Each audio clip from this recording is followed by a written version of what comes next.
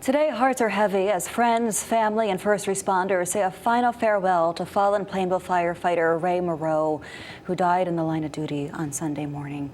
Good morning, everyone. I'm Bridget Bureau. And I'm Glenn Kittle. Thank you for joining us on air and on Fox 61 Plus for our special coverage honoring firefighter Ray Moreau. Now let's take a live look outside. This is the Plainville Funeral Home on Broad Street, where we have crews posted throughout the area this morning, bringing you live coverage. The starting point of this morning's procession for firefighter Ray Moreau begins right here. You see the first fire truck begin to move out. You see the flashing lights in the distance there right now. First responders are gathering to escort Moreau's casket on a final journey. And that final journey, the route will take them from Broad Street to I-84 East onto Route 9 South, exiting at El Grasso Boulevard in New Britain before arriving at Welty Hall at Central Connecticut State University.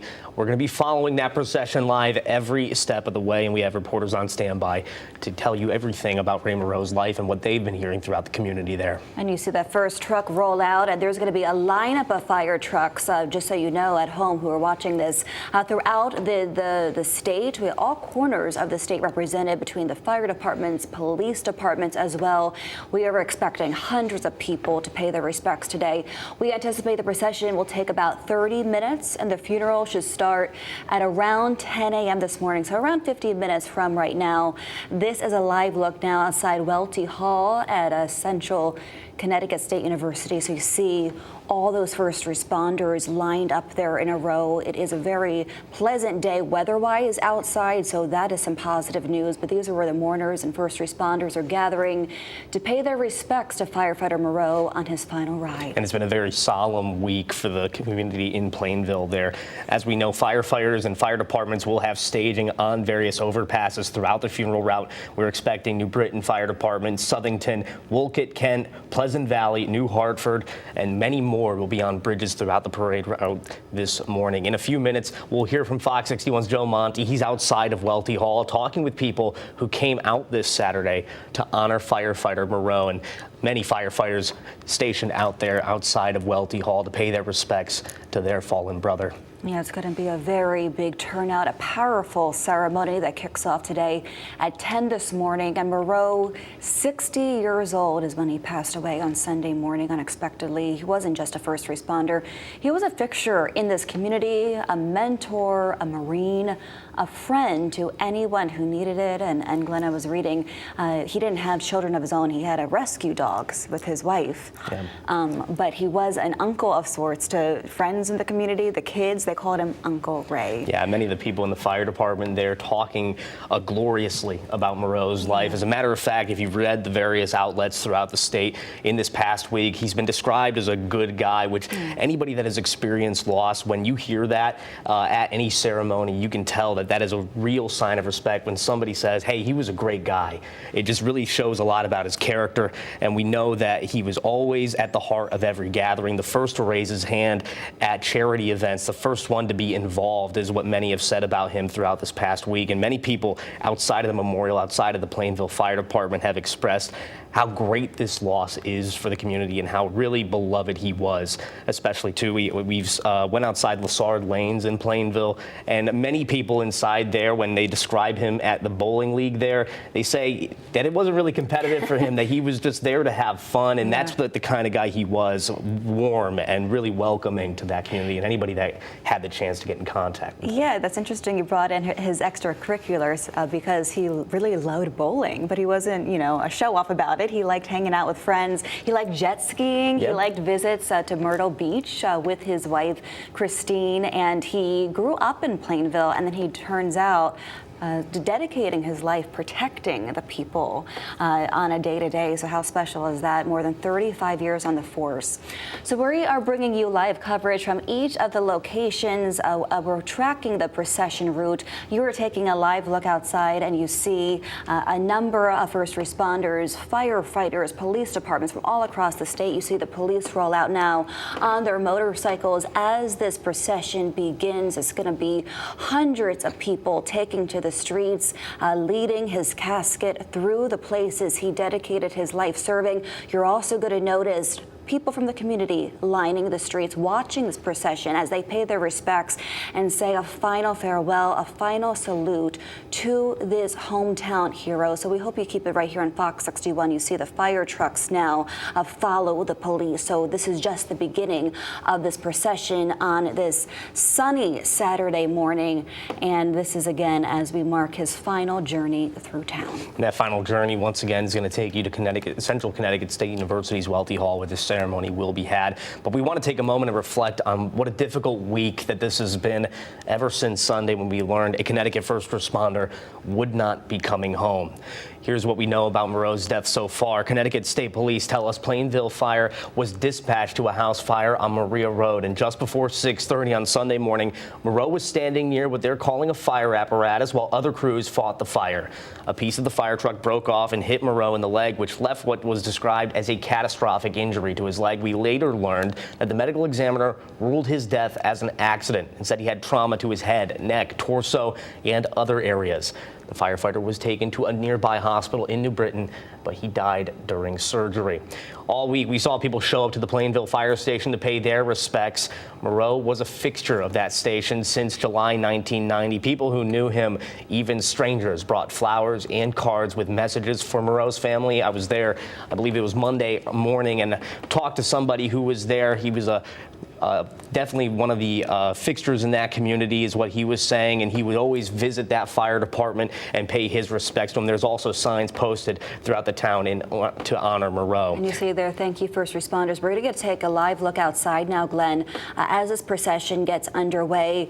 You see it right there. There are the funeral cars leading the scene where the casket is carrying firefighter Ray Moreau. You see the flashing lights in the distance. These are all the fire departments that are going to be lining the street, escorting this fallen hero who dedicated his life to public service, more than 35 years on the force, serving the Plainville Volunteer Fire Department, where he held a number of roles. He wore a number of hats over the years, from committee member, treasurer, and most recently assistant treasurer, and he gave his life on the job Sunday morning when he was tragically killed after being hit by a piece of fire apparatus while on the job. And he leaves behind his wife Christine and his four-legged kids, as they call it. They rescued dogs throughout their lives, and they're very dedicated to the rescue dog effort. Let's take a live drone shot now, so you can see the aerial view of this scene. This is outside of Central Connecticut State University, where the funeral will be held, 10 o'clock this morning, and you're getting a picture now of just how many cars are involved in this procession, Glenn, and so many people, hundreds, are lining the streets, paying their respects to this fallen hero. Absolutely, and it's fire departments from all over that have been coming out. And matter of fact, when I was there Monday morning, you saw the amount of fire trucks that were pulling in and out just to support the Plainville Fire Department and their brothers over there. And now we are seeing really just the greater honor that the state is giving the Plainville community here, with all these fire departments coming out and crews showing their support. We're going to be following this procession all throughout with our Sky 61 drone, and we are going to be giving you coverage all morning long of the route, as well as the ceremony that's going to be happening in just a few minutes from now. We talked to several people this week who knew Moreau. They say he was someone you could always count on and was at the heart of every gathering, and once again known as Uncle Ray to many people, especially the kids and grandkids within the fire department. Moreau was not just a firefighter, but also a Marine and a loving husband. He and his wife Christine lived their life with a rescue dog, Maverick, in Ray's childhood home. Now we're going to go back to the funeral home with pics there. Let's go back out live, and you see the procession get underway now. These are fire departments from across the state. Really every corner of Connecticut is being represented here as they escort Ray Moreau, the fallen firefighter who passed away tragically Sunday morning while on the job. They're going to be escorting his casket through the streets of Plainville and beyond, all the way to New Britain, where Central Connecticut State University, the Welty Hall, that's where the ceremony is going to be starting at 10 this morning. And this is an opportunity for not only the community to pay their respects, say their final farewell, but also all his friends, his family, his brothers and sisters in uniform. This is their opportunity to salute him, thank him for a job well done. And that goes for all first responders, Glenn. Absolutely. Every day, whether you're a firefighter, whether you're a police officer, there's an element of risk with these jobs. These family members, too, they don't know if their loved one's going to come home every day. Absolutely. It's such a badge of honor. It's why they're heroes among us. And Ray Moreau, he gave his life serving the people that he loved so dearly. So we're following this all morning long, Glenn. Moreau wasn't just a first responder. As we've been telling you all morning long, he was just a fixture in the community. He was a mentor, a Marine, a friend, really anyone who needed him. He was the man to show up. And he also had a fun side, Glenn. He loved the outdoor activities. He loved jet skiing. He loved going to the beach, Myrtle Beach specifically, with his longtime wife, Christine. And they loved collectively rescue dogs. So you see those firefighters pulling out here. I believe that's the Plainville Fire Department where he served. They're going to be kicking it off. But there are fire departments represented from across the state, specifically New Britain, Southington, Wolcott, New Hartford's there as well. And they are going to be escorting fallen firefighter Ray Moreau's casket throughout the street. So the procession officially starting now. You see the lineup of cars there. Thank goodness the weather has cooperated for today. It's a beautiful sunny day just in honor of Ray Moreau. So you see all those cars lined up. And we have crews, Glenn, positioned throughout the route. Our Kayla Cade bringing this to us live right now. We also have our Joe Monty out there this morning. We have Jamel Johnson out there this morning. So they are positioned throughout the route, giving us a fresh perspective on the ground, getting all the views here for Ray Moreau. Absolutely, and they've been speaking with folks all morning long, and we've been speaking with folks all week long, really just telling us just about the man that Ray Moreau was and how much he has touched the Plainville community. And I'm sure the firefighter community around the state is feeling this loss with one of their brothers who died in the line of duty. Once again, a piece of fire equipment breaking off in that fire truck and tragically killing Ray Moreau.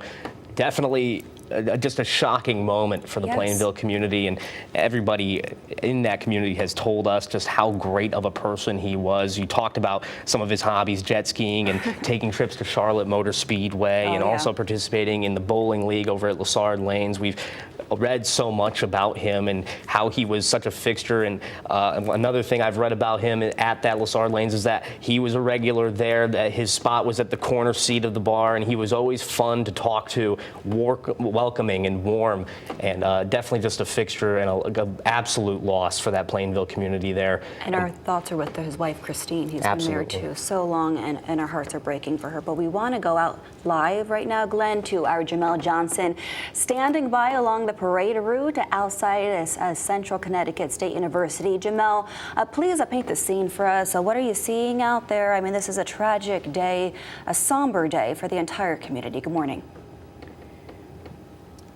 Yeah, morning, Bridget and Glenn. Right now, we are on El Grasso Boulevard. I'm going to step out of the frame a little bit so you can see where the procession is actually going to come down. Like I said, on El Grasso Boulevard, they'll be coming from that curve. We'll see them come down all the way and take El Grasso Boulevard all the way down to Stanley Street, and then they're going to take a right on Stanley Street and then get off on Wells Street, and then they're going to come to a stop right before Welt Hall. Like I said, we're on El Grasso Boulevard right now, and we've seen a lot of charter buses come through. We're expecting them to be bringing in first responders, as you can see, and as we really saw all week, that this community is mourning the loss. I mean, the only thing that you can really think of, the silver lining that you can really bring from this is that when tragedy happens, a community comes together to support their fallen hero. And that's exactly what they've been doing all week, what they're going to do today. Earlier this week at the Plainville High School during his ceremony,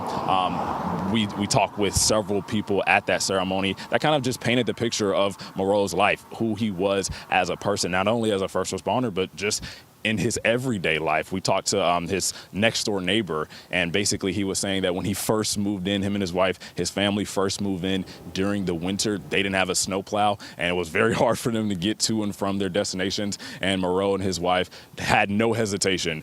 They came over as soon as they could, and they plowed that driveway so that they had basically ample time to, get out to wherever they needed to go. So that's just one of kind of the pictures or, the stories that basically Moreau has to him. I mean, he was just a great person. I've been hearing you, listening to the show, hearing you and Glenn, Bridget, kind of talk a little bit about his life and how he was just like a regular in this community, and so many people loved him, so many people cared about him, and we're expecting a big turnout today. Right now on this street, it is a little empty because down the street is where the actual funeral will happen. So we're a little bit down the road a little bit, but I'm expecting, like I said, we've seen several buses come through. We've seen state police vans come through, firefighter vans come through. We've seen so many people come through and just ready to pay their respects. So we'll have all of the information later from the funeral, and we'll also be coming back here once the procession comes through. Back to you guys. Yeah, Jamel, thank you so much for that nice tribute to Ray Moreau. But it's true, it's a brotherhood. The fire departments, police departments, when something like this happens to one of them, it affects them all. Absolutely. And that's why we're seeing such a turnout here today. The risks that come with these jobs, we don't talk about them enough. Every day, they don't know if they're coming home. They know the risks. That's why they're so heroic. But also, we got to talk about their families who sign up for this as well, and the pain they go through, the agony not knowing what's going to happen to their family member, the dangers that they face every day. It affects the entire community. Yeah, and for his wife, Christine, 35 years of service for him is also 35 years of service for her. She dedicated just as much in this, and our hearts are breaking for her, as we said before. And this is just an absolute tragic loss for it to happen the way it did, for him to die in the line of duty. And we've seen this in Connecticut over the past couple of years, especially with State Trooper Pelletier. Now we have this year firefighter Ray Moreau, and we see that love and support from first responders across the state and really across the nation. We've been hearing it, and across New England we've been hearing it. This is just something that affects first responders everywhere, no matter where they're at. And the family, to their credit, we want to be sensitive to them, of course, during this time, but they have graciously invited the media into the funeral services today. They want us to be there to show the world what a great guy Ray Moreau was, so that his legacy is always ingrained in the community, never forgotten. And we want to go live outside to Central Connecticut State University, where you see a sea of blue out there. These are rows of first responders, from firefighters to police officers. They are lining the streets to pay their respects to this fallen hero, Ray Moreau. At 60 years old, he died tragically in the line of duty Sunday morning. So that's why you see so many people lining up. This is not only a hero locally. He grew up in Plainville. He was a product of that community. He dedicated his life, more than 35 years of it, serving and protecting it. So his service is so honorable. Let's take an aerial view now of this procession. Are lined up, and you see the rows going by there, starting at the police department. You see them in motorcycles, then you see rows of fire trucks and fire engines as well. You're eventually going to see some of the funeral cars, and then eventually Ray Moreau's casket. They're escorting him to New Britain, where a funeral is going to be held at 10 o'clock this morning. Thankfully, it's a beautiful sunny day out there for this service, so we are expecting a lot of people to turn out. And you see, Glenn, a lot of people are also lining the streets, saluting this firefighter, and they just want to be out there to say thank you for a job well done. Absolutely, and we do know that there are going to be some fire departments stationed along the route, along the bridges on the route. We know New Britain, Southington, Wolcott, Kent, Pleasant Valley, and New Hartford fire departments will be along this route, this procession route, along the way, all the way to Central Connecticut State University, where eventually his casket will be loaded onto a fire truck, and there will be a ceremony to honor his life. And really, I just want to allude to what Jamel was saying in his live shot there. We talked about it earlier, that Ray Moreau, from a lot of people, described as a good guy, and that's just one of those stories, plowing his neighbor's driveway. We hear about it throughout the week. We've been hearing about it from people at the memorial, at the Plainville Fire Department, throughout the community. everybody has nothing but great things to say about Ray Moreau, and we've been hearing those stories at the bowling alley from his neighbors, from people even at nonprofits that talk about how he was one of the first people to volunteer, one of the first people to always have questions and be involved. And an incredible loss, and it's shown here by the show of support from police across the state, from fire departments across the state, all first responders. Hearts are heavy today along that procession route. Certainly. If you were just joining us, everyone, you're watching a special report of Fox 61. We are bringing you live coverage of a procession for the fallen firefighter Ray Moreau, who tragically died Sunday morning after being hit by a piece of fire apparatus while on the job fighting a fire, protecting lives in the community of Plainville, where he grew up. Right now we're watching police departments and firefighters parade through the streets of Plainville and beyond, all the way to New Britain, where there's going to be a funeral service for this fallen hero. So you're seeing all these trucks right now, all these cars. You see their sirens are on as they move through town.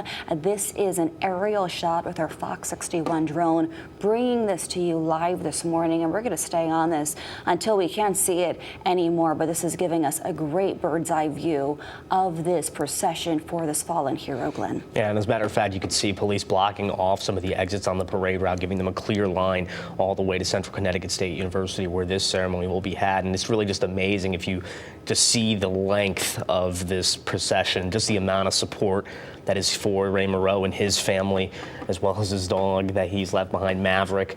Ray was only 60 years old when he died, a life taken definitely way too soon in that regard. And we are absolutely sending our thoughts and prayers to Ray Moreau's family. We do know that the Plainville Fire Department probably also has some very heavy hearts today. We're sending our thoughts and prayers to them as well. Ray Moreau, just a staple of that Plainville community, lived in his childhood home with the love of his life, Christine. We talk about it all the time, and we've been talking about it all through this week, just how great of a person he was. This is going to give an opportunity for folks to go up to his ceremony and tell us a little bit more about Ray Moreau. There was a ceremony earlier this week. Stories. Yeah, and we've had those personal stories come out earlier this week as well at a memorial at the Plainville High School. And this is another look at some of the demonstrations on the bridges there. Is this actually a real fire? Is this a real fire over an overpass here? So this is something going on, a fire truck over here. There's one of many throughout the state, all corners of the state being represented, Glenn. And I just want to bring everyone up to speed. What we're expecting this morning, 10 a.m. is when the funeral service will take place in New Britain at Central Connecticut State University.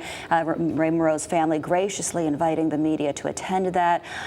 Also, after the funeral service, we know a Lifestar helicopter flyover will begin honoring him and his service and sacrifice with a final blessing and a radio call. We will follow a procession once more to the cemetery where he will have his final resting place. That's going to be in Southington. We're going to bring all this to you. This is just one of the many fire trucks and engines participating in this procession throughout Connecticut today. Now this procession traveling along I-84 now. It's once again going to end at Central Connecticut State University, like Bridget just said. They're getting there now. We're expecting that ceremony to start in just shortly from now in about 20 to 30 minutes. And we have live crews stationed along the route. We have live crews at Welty Hall where there will be a ceremony. And we have heard from folks all week. We're going to hear from folks today talking more about Ray Moreau and his life and his dedication, 35 years of service to the Plainville Fire Department.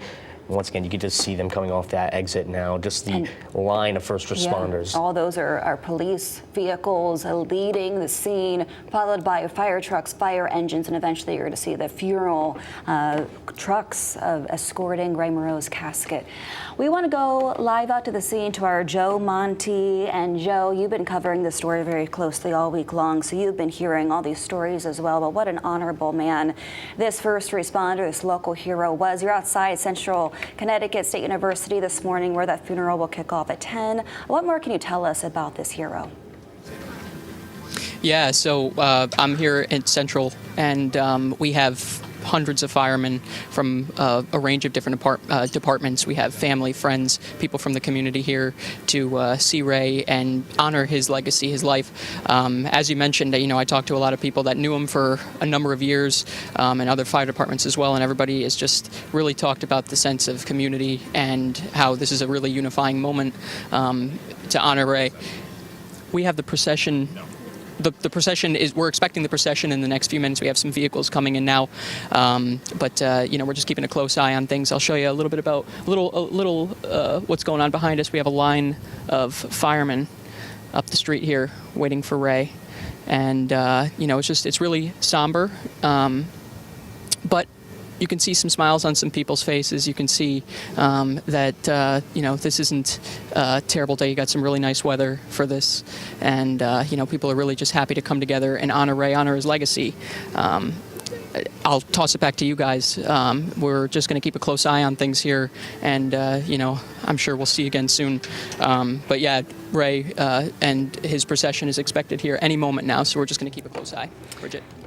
Okay, Joe, thank you so much. If we can have our photographer zoom back into those rows of first responders, we would appreciate that, because it is just so remarkable to see the showing of support for this fallen firefighter. You see all those people out there. These are firefighters, these are police officers from really every corner of Connecticut coming, whether they work directly with Ray Moreau or not.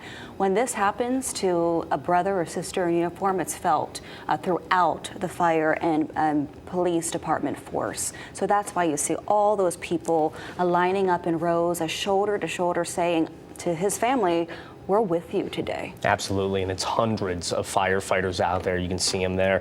And there's also police that are involved in this ceremony. We saw it on the highway in the procession route, and there was hundreds of folks involved, from first responders and stations and crews from across the state, that are really feeling this right now. It's definitely a moment of heartbreak for those first responders, a moment of heartbreak for the family. Yeah. And we have seen that all week, just a sense of community and first responders coming together to support the Moreau family, to support the Plainville community, and support Ray's brothers at the Plainville Fire Department, where he tragically died responding to that fire on Maria Road earlier this week. And this is also somber for sure, but also an opportunity to celebrate his life and legacy. Talk about the good times. We don't know specifically who's going to speak at the funeral. Historically, governors have spoken at these things, of fire chiefs. We can expect perhaps his family, his longtime wife, Christine, who's been a partner in everything he's done throughout his life.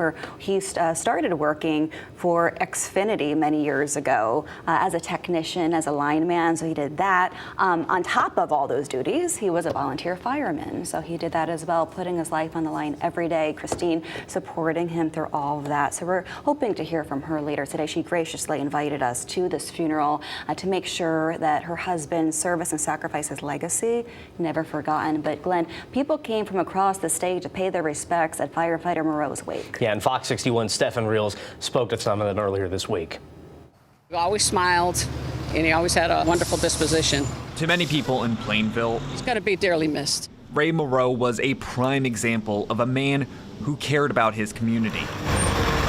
All the more reason why his wake Friday drew in people from across the state, with more than a dozen fire departments from towns like Bristol, Southington, and Ridgefield who wanted to stand by their fellow first responder. It's just important for us to show our support.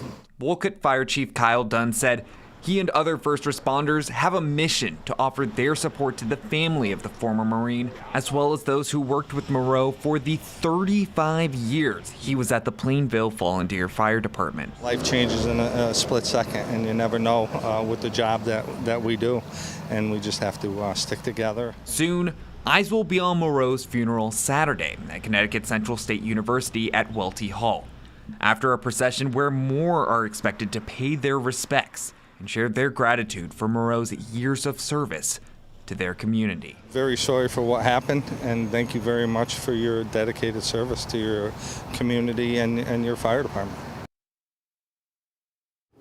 You see that American flag being hung from way above, and that's just a symbol of all the gratitude our communities are extending to Ray Moreau, who tragically lost his life Sunday morning while doing what he loves, protecting the people of Plainville, where he grew up. He was a product of that community, and he dedicated his life to saving lives of strangers. Yeah, and as a matter of fact, the following day, on that Monday morning after, when that memorial was set up in front of the Plainville Fire Department, folks were coming there all morning long, laying down flowers, laying down notes to the fire department. Handwritten notes, yeah. And it was just just a very somber moment, a very quiet moment of reflection for those that went there. Absolutely. Moving to see all that. And I imagine for the family, if you're the wife, Christine, his parents, his ex-cousins, I mean, they have to be touched by that, and it has to bring them some comfort to know how loved their family member was. Yeah. So that's the silver lining in this. We are taking a live look to the right of us. This is Central Connecticut State University, where that funeral will be held at 10 o'clock this morning, Glenn. Again, we don't know the details, the itinerary of who's going to be speaking at that funeral, but we are expecting some big names to talk about Ray Moreau.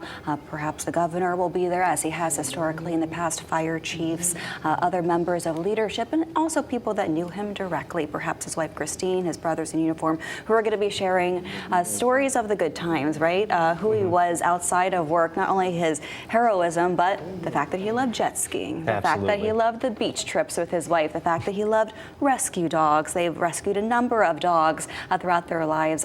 The most recent dog, they call him their child, because dogs, as we know, are children, who we love so much. Their dog's name is Maverick, who I'm sure is missing his dad as well. Yeah, and especially for the people in that Plainville community, and a chance to get to know him, and a chance to hear from some of the people that knew him personally, and get a better look and a better picture of what his life was like, and the person that he was and will forever be in the hearts of his family, firefighters in the Plainville community as well. It's a big loss for Moreau's brothers and sisters in uniform. Now, Fox 61's Tim Latow Before we do that, Glenn, let's go out live to Jamel Johnson. I believe he's standing by along the procession route. Jamel, you've been standing by there all morning. What can you tell us? What are you seeing out there? And do you have any other stories that you've heard about Ray Moreau that have stuck out to you? Yeah, for sure, Bridget and Glenn. Right now, still pretty much the same from the last time you guys came to us. We're expecting the procession to come on this road, El Grasso Boulevard, that is, any minute now, but we're going to be keeping an eye out for that. Bridget, you mentioned another story that I might have. I was told by my photographer, Kay, when she went to the Plainville High School ceremony, that same neighbor, John Carlo, who moved next door to Moreau and his wife during the wintertime, basically, Moreau and his wife had a little Easter surprise for their daughter. The day before Easter, they went in their backyard and they put out, I think it was around 100 Easter eggs, something like that, for their daughter, or for the John Carlos daughter, to go and just kind of open and see what she could get. So, I mean, Moreau was just a loving spirit, a great man, not only a great firefighter, but a great man. And that's what we're going to see today. We're going to see a lot of those stories like John Carlo and his wife tell at this funeral, and a lot of people are going to basically just understand a little bit more about who Moreau was. Right now, we are, like I said, on El Grasso Boulevard. I'm going to step out of the frame a little bit. They're going to come down this curve right here on El Grasso Boulevard and go all the way down to Stanley Street, take a left on Stanley Street until they get to Wells Street, and then right before they're going to stop right before they get to Welt Hall. I mean, if anybody remembers when Trooper First Class Aaron Pelletier was killed, or Detective Bobby Garton was killed, people show up in droves for first responders. First responders' lives matter, and that's what we're seeing this week for Officer Moreau. That's what we've been seeing all week, and that's what we're going to see today. People show out in droves, and they care about first responders, and they want people to know first responders' lives matter. Volunteer firefighter numbers have been dwindling across the state, but Moreau was one of those good volunteer firefighters. So we're getting confirmation. I think that the procession is coming now. We're seeing a state police vehicle coming, and I believe, okay, are you hearing anything? No. I think we do hear sirens, so I believe they are coming soon. This state police officer who we just saw pass behind us, he is now in the middle of the intersection, kind of blocking the street a little bit to make way for the procession. So as you can see from those live pictures that we saw earlier, basically this procession is kind of trucking along, and we're going to see it come through in just a minute. So back to you guys back in the studio. Okay, Jim, and we'll check in with you once that procession passes you. So thanks for standing by as you have all morning long. Really appreciate that. I don't know if we can go back to Joe Monte's shot because he had a beautiful shot of all the first responders standing shoulder to shoulder, waiting for this procession to go. There they are right there. All of them wearing their full dress code. They're wearing their uniforms and their dress blues. They are honoring their brother in uniform, Ray Moreau, who tragically lost his life Sunday morning unexpectedly when he was hit by some fire apparatus and lost his life at age 60 years old. Now, some of these people worked with him in Plainville, where he served more than 35 years, but others are just showing up to pay their respects. So we want to go to people who have worked with him over the years who knew him. I know Tim Latow has spoken with some of these people, and he's going to share some of the memories. He was dedicated. He would, just like anybody that's in the job, focused, professional. He was a good guy. Retired Hebron Fire Department firefighter and safety instructor Shane Dolan recalls those training sessions alongside Ray Moreau. And even though it's been a few years, he'll never forget him. I met him at a specialized training event. And when you first meet him, you don't know him, but you get to know him. And it's a brotherhood. Dolan says the tears will keep flowing because he feels firefighter Moreau's death shouldn't have happened. I think what bothers me the most is it was probably preventable. He says he's never mourned the loss of a fellow firefighter from an equipment malfunction until now. When a firefighter, dies while in the process of saving somebody from a fire or something, you know what happened, In this case, you're kind of lost. Dolan retired after years of tragedy that haunted him, especially after responding to the aftermath of the September 11th attacks. I think when something like this happens, all the past incidences of brothers that died, or like 9/11, Ground Zero I was at, it all comes back. In the wake of firefighter Moreau's death, Dolan asks the public to show their appreciation to all first responders, especially volunteers like Ray. They truly sacrifice their time away from their families, money, it costs money, and ultimately their health, their lives, to save total strangers. Honor them. And again, we still don't know what broke off of the fire apparatus and hit him, tragically ending his life. Absolutely. Now we're going to send things back out to Jamel Johnson. He's live on El Grasso Boulevard. Jamel, that procession passing by you now, what are you seeing out there?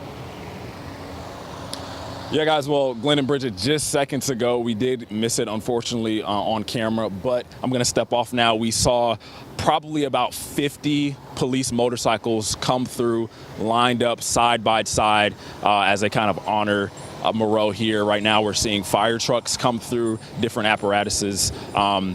And then now we're seeing another fire truck with state police motorcycles as well. And we're also seeing a limousine come up as well now. And it looks like this is the convoy that's coming up for Moreau. This is the casket right here. Moreau is in one of these vehicles. And yeah, it's just really a beautiful tribute to Moreau. As you can see, family and friends are right here behind the convoy, behind the procession. Obviously the traditional kind of funeral lineup. And then also now we have some more emergency vehicles, more first responder vehicles behind them, an ambulance as well, state police. We have a state police officer came up to kind of block the street. This street isn't as busy, but still, just to make sure they came up and blocked the street so the procession could have as much time as he needed. And it's been trucking along, since Plainville Funeral Home. and now obviously we're seeing, just state police cars in droves. There's already state police officers here, firefighters here as well, and we're just down the street. It looks like it's wrapping up a little bit now. This is the last car back here, but we're just down the street from where the funeral will be held at Welt Hall, and as you can see, guys, that pretty much was the procession. We have a few other state police cars coming through, but that's the procession. Obviously, a very beautiful tribute. It's a very tragic day, very tragic week, and obviously a very, very tragic incident as to what happened to Moreau. But as I said, community, they come in droves to basically honor first responders and make sure that first responder lives matter. Back to you guys in the studio. All right, Jamal, thank you. And dozens of those fire trucks, police trucks as well, lining the streets to escort the casket of Ray Moreau, who tragically lost his life Sunday morning. We also want to go out to our Joe Monty, who has a different vantage point to bring us as hundreds of first responders are honoring this fallen hero this morning. I understand there are people lining the streets there from all departments, and you also see these motorcycle police officers leading this ceremony here. I'm also told there's going to be some musical tributes to Ray Moreau, so we're going to send it over to Joe now. Joe, what are you seeing and hearing out there? There are tons of police bikes coming in with lights flashing as the different fire departments wait off to the side on the procession route. We have some vehicles coming in now, so we're just watching as this unfolds here. Really, though, a beautiful sight to see. They have an amazing setup here to honor Ray.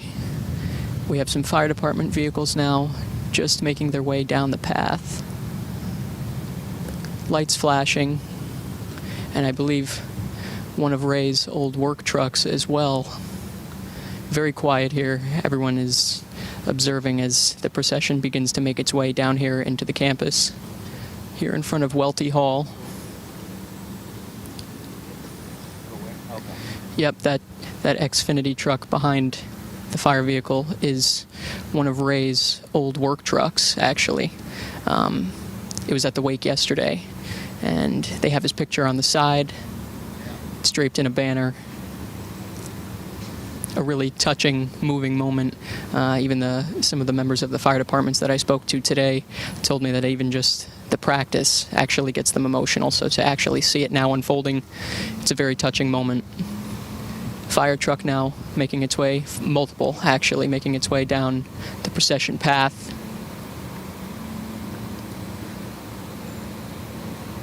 Everyone now just standing in observance. That's a Plainville fire truck, one of the ladder trucks. And now you're going to see some of the different fire departments make their salute.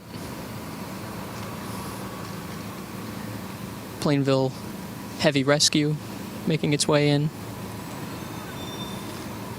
So as I've said before, just a very touching moment.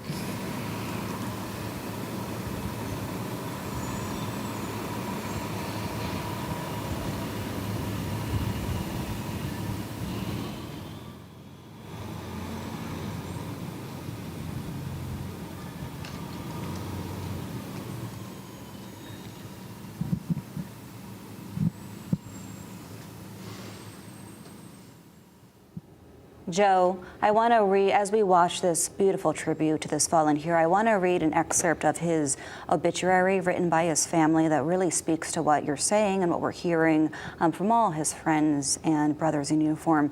It reads, Ray loved fun, but more than that, he loved people. His laughter, kindness, and humble heroism will echo through the halls of the firehouse, the lanes of the bowling alley, and the hearts of all the countless lives he touched. And that is the theme, right, from this week since his passing that we've been hearing over and over and over again. Whether he met you once, whether he met you 100 times, he left his mark, Lynn. Yeah, and you can see just the amount of support there. Firefighters standing at a crisp salute just before they were standing at attention for Ray's casket as it passed by and is going to make its way into Welty Hall where the ceremony will be had. There are going to be various speakers. We're expecting the governor to speak, the lieutenant governor to speak, at this event. And right now, just a somber moment for the fire crews involved. And you can see as the Plainville fire truck made its way by, firefighters and first responders there showing their respect not only to Ray Moreau and his family, but to the Plainville community and the Plainville Fire Department. And if you see there, Glenn, their hands are on their head. They are saluting this fallen hero. This is part of so many ceremonies we've seen honoring a life well lived in service and sacrifice. So a beautiful, touching moment there. We have crews positioned all across this procession route. We want to bring you now an aerial shot from our Fox 61 drone. If we can take that, we're going to take that in a moment. We're going to stay on this shot for a moment. But a lot of people are reaching out, Glenn, asking how they can support the family during this difficult time. In lieu of flowers, contributions may be made to the organizations that Ray held dear, and there were a number of them. So if you want to show your support for those listening at home, you can donate to the Plainville Fire Company Memorial Scholarship Fund. Ray Moreau served on this department for more than 35 years. You can also donate to the Dan Cosgrove Animal Shelter. We've been telling you. First, before we get to that, I want to listen in to this bagpipe and drum ceremony. Listen.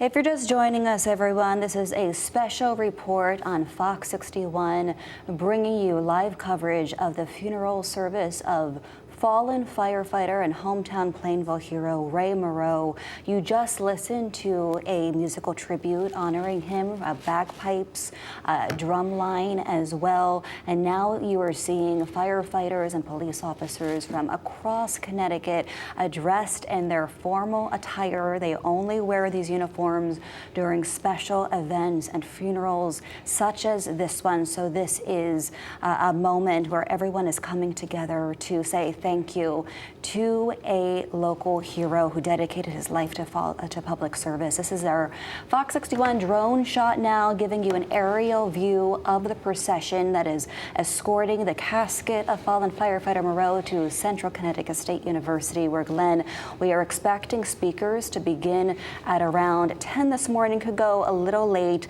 but you see that American flag draped from above, honoring his life, his legacy, service, and sacrifice. Absolutely. And I want to read another segment of his obituary here. It says that he was a tireless force behind department events, always stepping up, though never seeking the spotlight, and somehow always ending up at the heart of every gathering. And right now, while he never sought the spotlight in his duties when he was a firefighter and organizing events and being a part of many charitable organizations and being a part of that Plainville community, tonight and today, the spotlight is on Ray Moreau and his 35 years of service, his 60 years of life, his wife Christine, his rescue dog Maverick, and the showing of support from fire departments across the state. Definitely very present here at Central Connecticut State University as that ceremony is set to begin in just a couple of minutes. And now from Welty Hall, we're going to be hearing from some of those speakers coming up in just a short moment from now, or moments from now.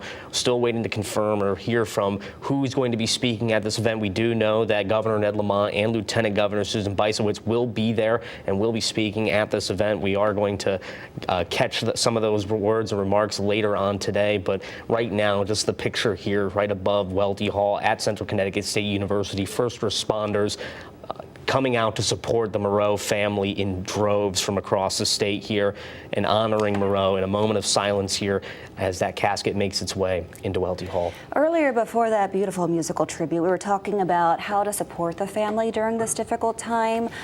His wife, Christine, the love of his life, has graciously allowed the media to attend this funeral procession to honor her husband, who was taken far too soon at the young age of 60 years old, unexpectedly Sunday morning when he was hit by a piece of fire apparatus while on the job, serving and protecting the community that he grew up in. He also lived, Glenn, in his childhood home of 25 years. So this is a good reminder that firefighters, police officers, they are neighbors of yours. They live in your community, they work in their community, and they serve people that they don't even know firsthand, strangers. And sometimes they give their lives protecting those strangers, and they pay the ultimate sacrifice. Let's take another listen to the bagpipes honoring Ray Moreau.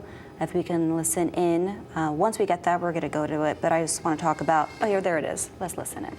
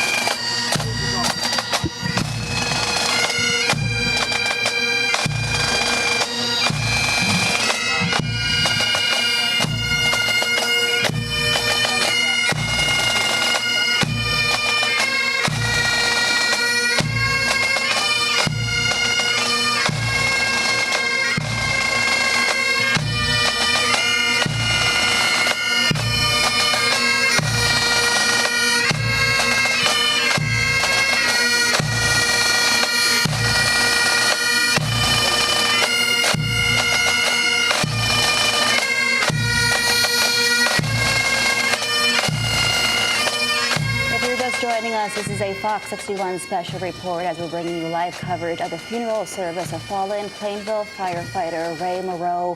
You were watching his casket being escorted to Central Connecticut State University. You see the pallbearers there are firefighters, first responders, people he served with, people out from all corners of Connecticut paying their respects. You just heard from bagpipes as well, but that is Ray Moreau, who tragically died while on duty Sunday morning when he was tragically killed after being hit by a piece of fire apparatus. So that casket draped, Glenn, in an American flag and being escorted inside Welty Hall, where a funeral service and ceremony will follow. And hundreds of firefighters outside of there in a crisp salute, the bagpipes playing. Moreau and his family, as you can see right there behind the casket, now making their way into Welty Hall.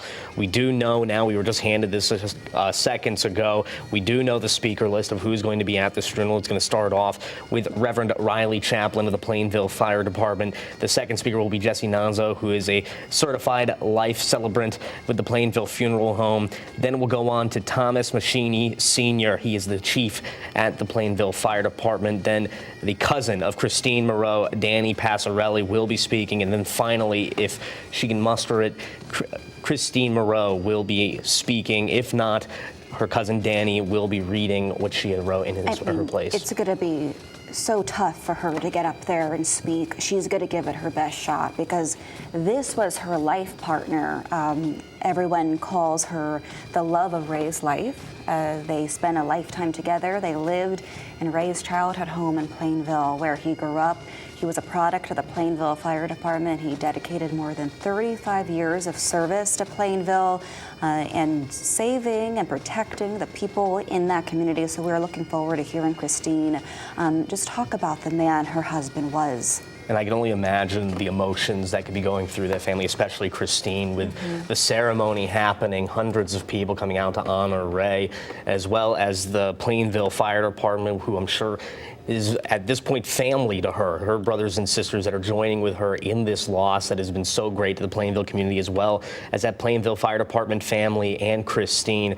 We're going to be hearing from those folks and just shortly from now. And right now you're seeing the aerial view of Central Connecticut State University, that flag draped over the procession where this ceremony will be had at Welty Hall. But when one person passes away on the force, whether it's military, whether it's fire or police, it affects all the departments nationwide, especially in Connecticut. And Christine has a family for life, no doubt about that. These brothers and sisters in uniform that served with Ray, they'll be reaching out to her throughout her life, making sure she's okay. That's what they do. That's the service. But it's also a reminder that these people who serve, who are brave enough to do it and risk their lives every day, it's a calling that can't really be described. And that's extended to their family, who worry about them day after day, not knowing if their loved one's going to come home.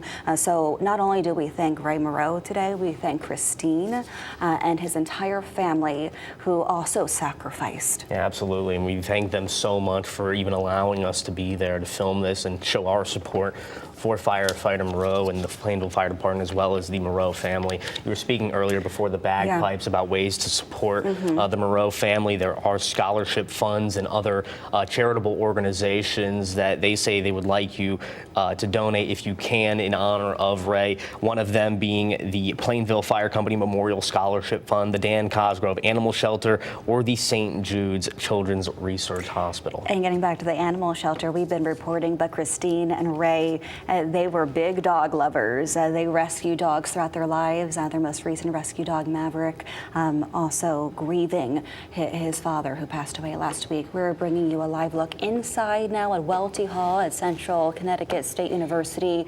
We have a flag-draped casket where it's carrying the body of the fallen firefighter, a hometown Plainville hero, Ray Moreau.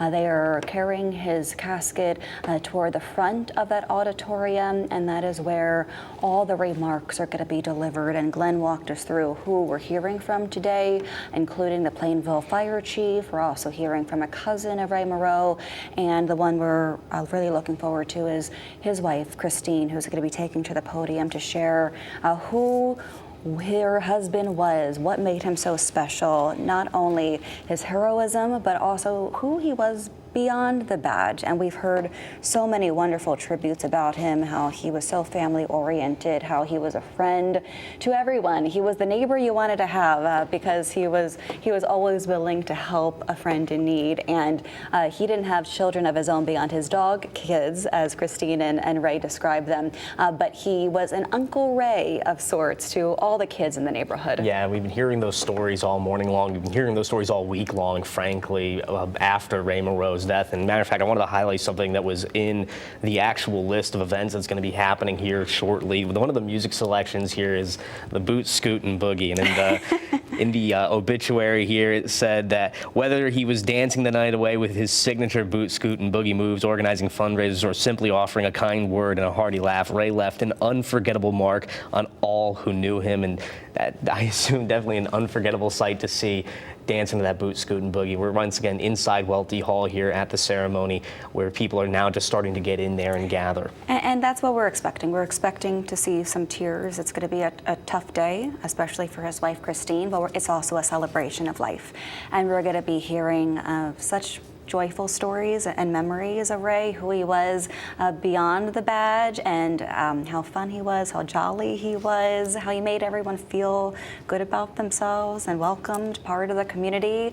He also loved the outdoors. I'm hearing a lot about how he loved jet skiing. He loved going to Myrtle Beach with his wife, Christine. They were so dedicated animal lovers, giving back to rescue organizations, rescuing dogs. I mentioned their current dog, Maverick. If you have a dog, you know that they grieve like people. Oh, yeah. So our hearts go out to Maverick as well. That's why they want you to donate to Dan Costco Grove Animal Shelter. He also really loved nature. So one of the other ways that you can give back, everyone at home, is to plant a tree in his honor. And I looked it up. If you go to his obituary, 28 trees have already been planted in memory of Ray Moreau. So while he passed tragically, it's an opportunity to give new life to the community around us. Yeah, exactly. And that's just kind of the man who he was, and we've been hearing about it all week. We're showing you right now inside Welty Hall, where that ceremony is set to start moments from now, as soon as they can get everybody inside the hall. The casket is going on stage right now. We're seeing that in our live pictures there. We've been hearing about just the man that Ray Moreau was all week long, from neighbors, from community members, from charitable organizations that he used to work with. Just the absolute outpour of support from that Plainville community.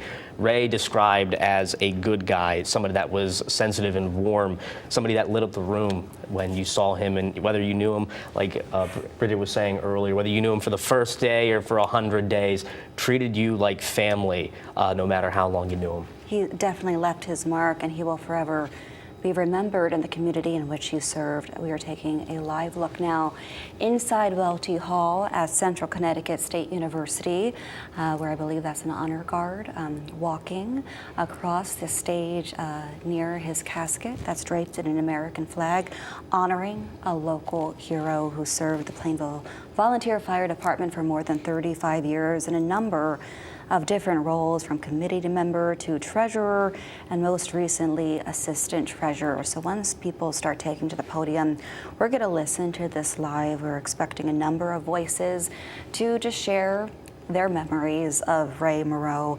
But Glenn, I also want to talk about, this is a reminder of the dangers on the job. When you talk about firefighting, they're putting themselves at risk, whether it's the smoke they inhale on the job, whether it's the toxic chemicals they breathe in when fighting house fires.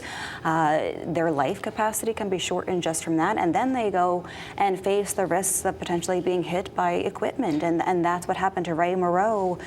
He was hit by some apparatus, which tragically cut his life short. Yeah, and it's just the dangers of the job that they know they sign up for, putting their life on the line each time.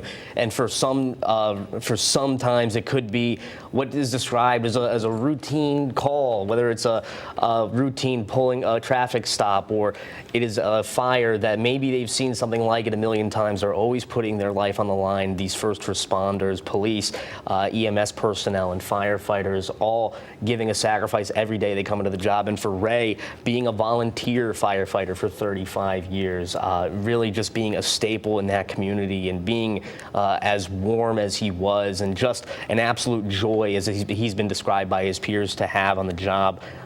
Just an absolute somber day, a heartbreaking day for the Plainville community, for the Moreau family. We've been speaking about it all morning long, and it looks like the ceremony is going to be starting moments from now. People now gathering on stage, that casket right in the middle there.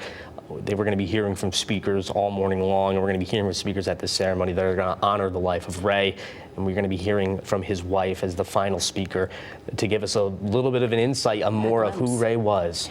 It's a tough day, to say the least, but hopefully what brings his family comfort today is the outpouring of love and support delivered to them today.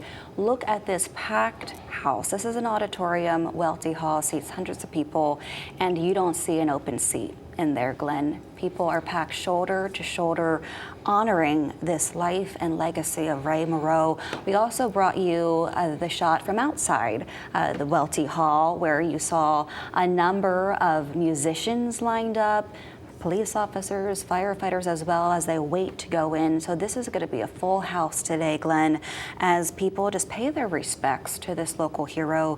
Thank goodness the weather has really cooperated today.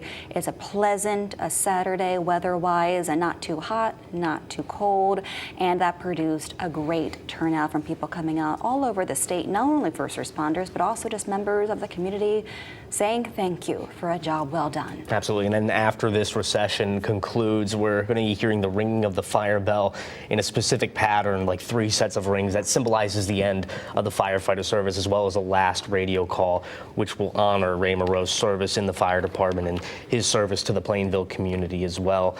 After that, the casket will exit the venue. It will be loaded on the fire truck amongst a sea of blue, and that will be at attendance outside of the main entrance of Welty Hall. We're going to bring you those scenes right here on Fox 61 and Fox 61 Plus. And once again, that ceremony is set to start in just a few minutes from now, as soon as they can get everybody inside Welty Hall. And we just want to know, we want to be very sensitive when these things happen, but Ray Moreau's family graciously invited the media inside this very intimate ceremony that we're about to hear live on Fox 61. So we appreciate the Moreau family for their courage during this time and for being so welcoming to us as we collectively honor his life and legacy to make sure he's never forgotten the community. Also, Glenn, after this wraps up, we are expecting a Lifestar helicopter flyover and a final blessing and radio call. So that is expected to happen after this concludes. But Glenn, you mentioned he was a volunteer fire department fireman, and one thing about that is it's not his full-time job. He has a second job, and what he did, he served for United Cable, which later became Xfinity in 1988, where he served as a lineman technician. So we saw an Xfinity truck part of the procession today. I believe it was the truck that he served on for so many years. So this is just another example of finding creative ways to honor Ray Moreau.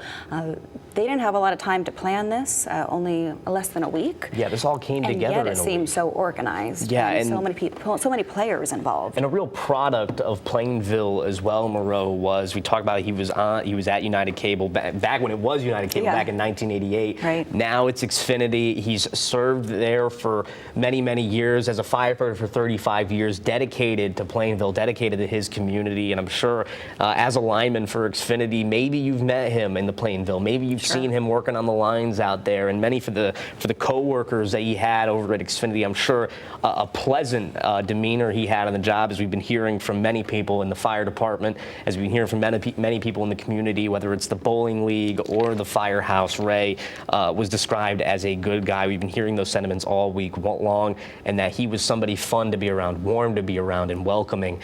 And those are some of the sentiments that you're going to be hearing later on today in those ceremonies. This is going to start a couple minutes from now. You're going to be hearing from the folks who knew him personally. You're going to hear from the folks that knew him professionally and get an insight into who Ray was and who Ray will forever be in the hearts of the Plainville community.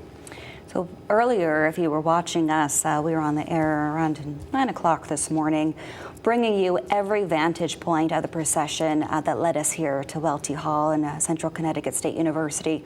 But to walk you back a little bit, fire departments involved in this ceremony beginning on overpasses on the route to the funeral and to the cemetery later, which will be in Southington on N Road in Southington. But New Britain, Southington, Wolcott, Kent, Pleasant Valley, New Hartford, all of these departments have participated in today's ceremony. Some worked with Moreau, some didn't. Some are just showing up to pay their respects because it is a brotherhood, as we've been saying over and over again, between firefighters and police officers. Some people traveling from different states to be here today just to say thank you. So we are inside Welty Hall right now, and you see there is not an empty seat right now, but we do have some speakers taking to the podium, and we want to listen in once this man starts speaking. But we are expecting the fire chief today, Glenn. We are expecting Ray Moreau's wife, Christine, to muster the courage and speak and share her memories of her late husband. We're also expecting to hear from Moreau's cousin. We are expecting a lot of tears, but hopefully some laughs as well as they reflect on a life well lived and on someone who made everyone feel a little better about their day. And we're hearing from our crew inside Welty Hall that this is going to start absolutely right now, so we're going to take that shot inside Welty Hall for the ceremony of Ray Moreau.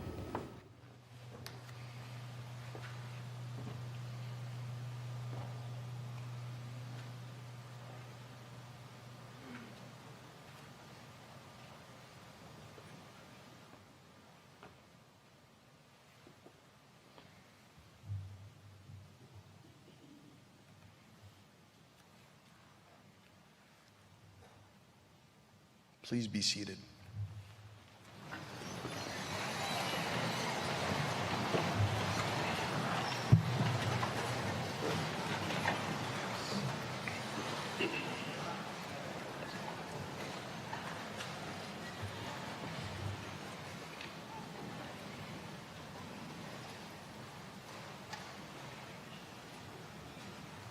Ray Moreau, Plainville through and through.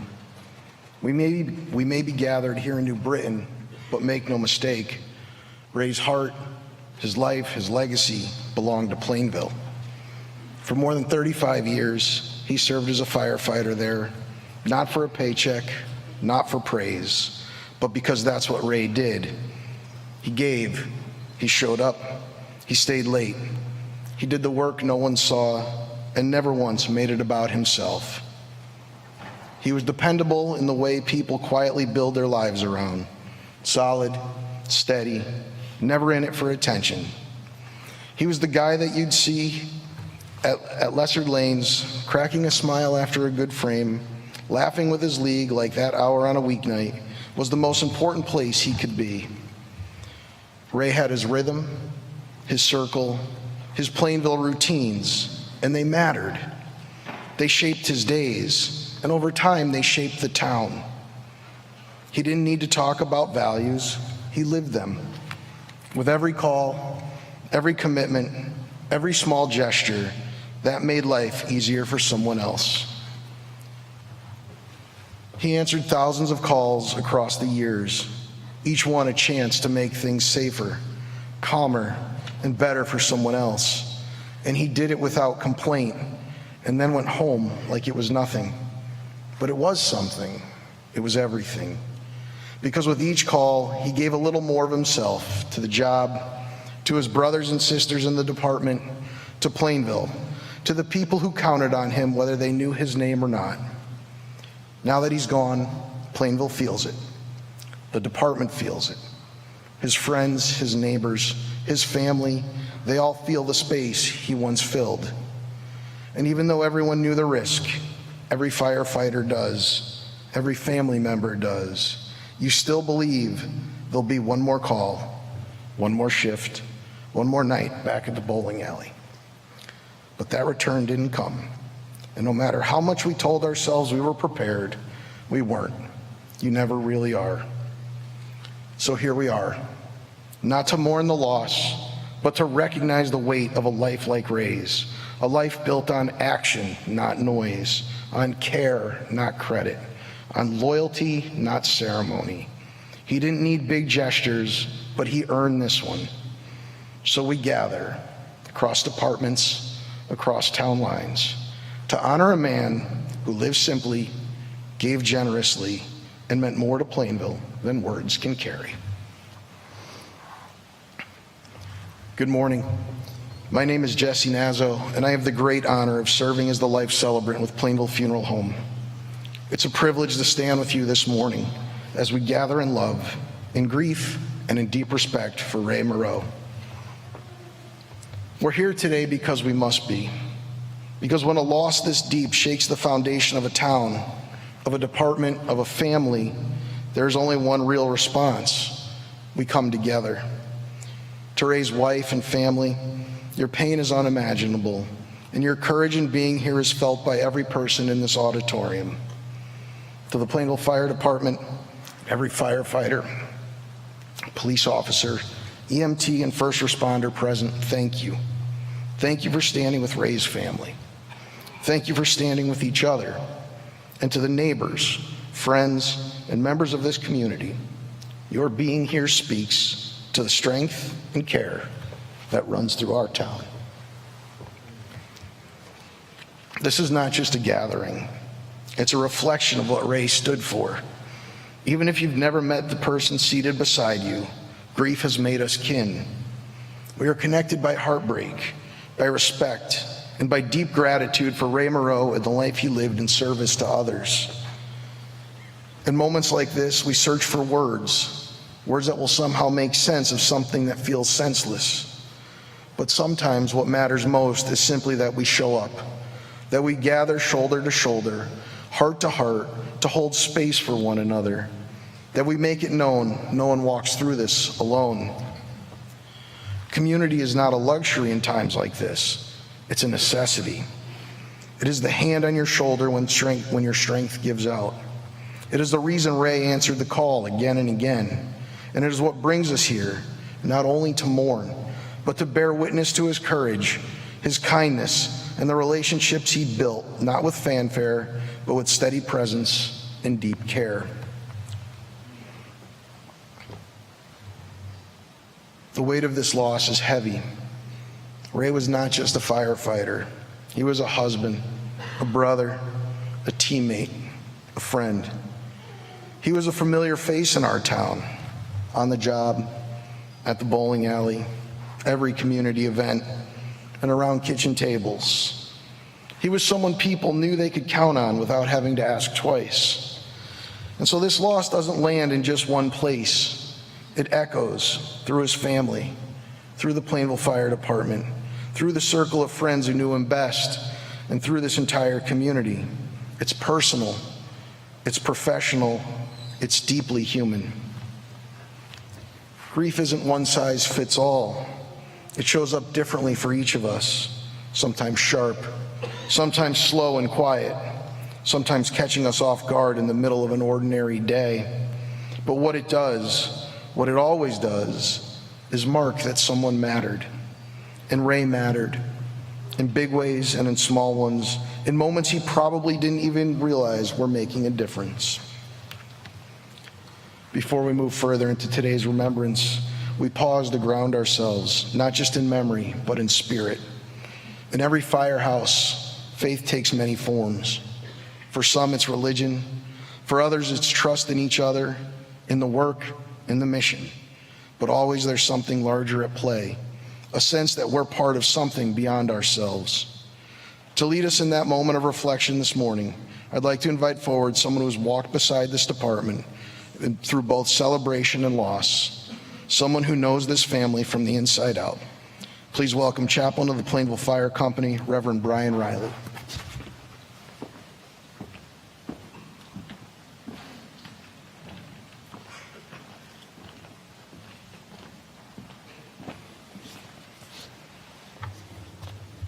Good morning, all. I'd like to first say that there's much comfort and peace in the Word of God, so I'd like to share a couple of verses before I pray. And I'm sharing two verses of Scripture from the New Testament, the book of 2 Corinthians chapter 1, verses 3 through 4. And the Word of God reads, "Praise be to the God and Father of our Lord Jesus Christ, the Father of compassion and the God of all comfort, who comforts us in all of our troubles, so that we can comfort those in any trouble with the same comfort we ourselves receive from God. Amen. Let us pray. Heavenly Father, we gather here in your presence with humble hearts, united in love and service.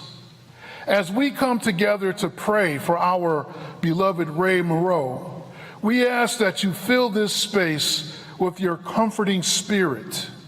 Heavenly Father, today, in the midst of life that is often filled with pain and difficult circumstances, we welcome your presence. We're not asking you to change the circumstances. We're asking you to provide us with your presence today and every day that comforts us through it all. We thank you for the gift of life and for the opportunity to serve in this ministry honoring Ray, who have gone home before us. Guide our prayers today and help us lift him with compassion and peace. May our words and thoughts be a source of comfort to the grieving, his lovely wife, Chris, family members, fellow firefighters, first responders, friends, and all who were affected by Ray's passing. And a tribute to his life we remember. Lord, may our time together be filled with your grace as we offer our prayers. Grant rest to the soul we remember and bring peace to those who mourn. And I seal this prayer in the name of our Lord and Savior, Jesus Christ. Amen.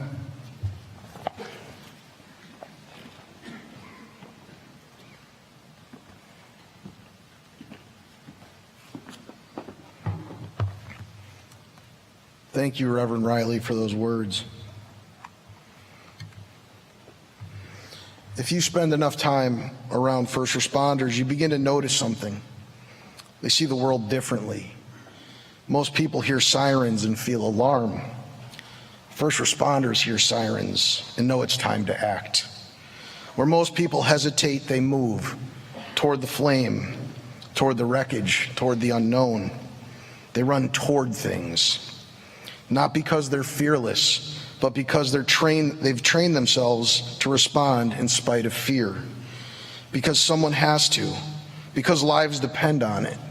Because service, real service, means answering the call even when the outcome is uncertain. Ray lived that truth. For more than 3 decades, he ran towards things that most of us would run from. He showed up when the alarm sounded, no matter the hour, no matter the risk.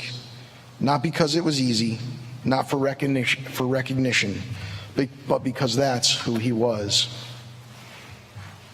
And those who loved him, his wife, his family, his friends, knew the risks every first responder does, and so does everyone who cares for one. Spouses, siblings, parents, children. Each of them carries that quiet understanding, that knowledge that this life comes with danger, that every call could be the one. But still, we believe in the return. We believe they'll come back through the door, that the boots will come off, that dinner will be reheated, that tomorrow will look like today. We count on it, because if we didn't, how could we let them walk out the door in the first place? Ray did come back thousands of times, shift after shift, call after call, quietly, steadily, until the day he didn't. And no matter how much we understand the risks on paper, nothing prepares us for the moment that return doesn't happen. Nothing readies us for that silence, for the absence that takes its place. And that's the part that breaks us open. But if there's anything Ray taught us by the way he lived, it's that we are meant to move toward one another, not just in times of danger, but in times of grief, in the aftermath, in the long days when the shock wears off and the ache settles in. Ray ran toward those who needed him, and now it's our turn to carry that forward in how we care for each other, in how we remember him, and how we keep showing up. So far this morning, we've held space for the emotion of this loss, the weight of it, the reach of it, the way it ripples through a department, a town, and a family. But there's another part to this moment, and that's the story of Ray's life. Not just the role he played in this uniform, but the man behind the calls, behind the turnout gear, behind the years of service that helped shape our community. Because while this room is filled with grief, it's also filled with stories, with memories, with laughter, with habits and sayings and quirks that are, without question, Ray. The next part of this service is about honoring that life, not just the public figure, but the real person. So now let's spend some time remembering Ray, not just for what he did, but for who he was. When I sat down with Chris the other day, we talked about a lot of things. Ray's time with the department, his love for bowling, his habits, his sense of humor. But somewhere in the middle of all that, she mentioned how during COVID, Ray had been classified an essential worker. Then she looked at me and said, completely matter of fact, Ray was essential. And I just nodded because, yeah, of course he was. Ray was essential in that very Plainville way. He wasn't flashy. Well, maybe his car a little bit. He didn't make things about himself, but he was reliable, steady. He was part of the wiring, the guy who just made things work at home, at the firehouse, in the middle of a league night, probably in the middle of a conversation he didn't ask to be in. He wasn't someone who needed attention to feel important. He just was important in the way that someone becomes your go-to without anyone ever deciding that out loud. He was just essential. You looked around and there was Ray, probably with his arms crossed, listening, saying very little, but taking everything in. Essential in the way that when he wasn't there, something felt off, like the lineup was out of order, like someone forgot a piece of the routine. Chris nailed it. No fanfare, just the truth. Ray was essential. After high school, Ray did what a lot of us from Plainville do. He stuck close to home. Ray spent his entire life in Plainville, but he attended E.C. Goodwin Tech right here in New Britain. And on graduation night, he crossed the stage, shook hands with the principal, took his diploma folder with pride, and opened it to find it empty. Apparently, Ray may have missed a class or two. Details, really, but Ray didn't panic. He did what any true Plainville guy would do. He went back home and called the guy. Because in Plainville, we're tight-knit. We look out for each other. We take care of each other, and everybody's got a guy. Ray's guy, the principal of Plainville High School. The principal there took a look at his transcripts and said, yeah, this checks out. Issued the diploma he had earned. Crisis averted, degree secured, onward. Ray had hoped for a military career, but life had other plans and an injury that changed that course. Still, he never got stuck. He didn't sulk. He just figured, well, I better get to work. And that's exactly what he did. In 1987, he landed a job with United Cable. And if you lived around here long enough, you know that company changed names more times than Ray changes his bowling shoes. United Cable became TCI, then AT&T Broadband, then Comcast, and a whole host in between. Ownership changed, logos changed, technology moved at lightning speed. But Ray stayed the same. Every new company, every new supervisor eventually came to the same conclusion everyone in Plainville already knew. Ray was essential. He went with the flow, never caused a fuss, didn't waste time complaining about how things used to be. The only thing he ever really complained about was being on call. Ray would have rather run into a burning building for free than give up a day off and paid overtime to fix a cable outage. That was Ray's math, and he stood by it. He had his quirks. We'll get into those in a second. But Ray was rock solid. He never called in sick. He wouldn't take a 2-week vacation, not because he didn't want to relax, but because he didn't want to put other linemen in a bind. And let's be honest, he was also pretty sure that if he took more than a week off, he'd forget his computer password and never get back in again. And as much as he hated being on call, if you needed coverage, Ray would always switch with you. One year on Christmas, one of his favorite days of the year, he took the shifts so a fellow lineman could be home with his young son. Ray knew what that meant. He knew the boy needed to be with his dad on Christmas. No complaints, no big announcements, just doing what mattered. That's the guy he was, essential. Now, Ray was a man of tradition, and I've mentioned a few times some quirks.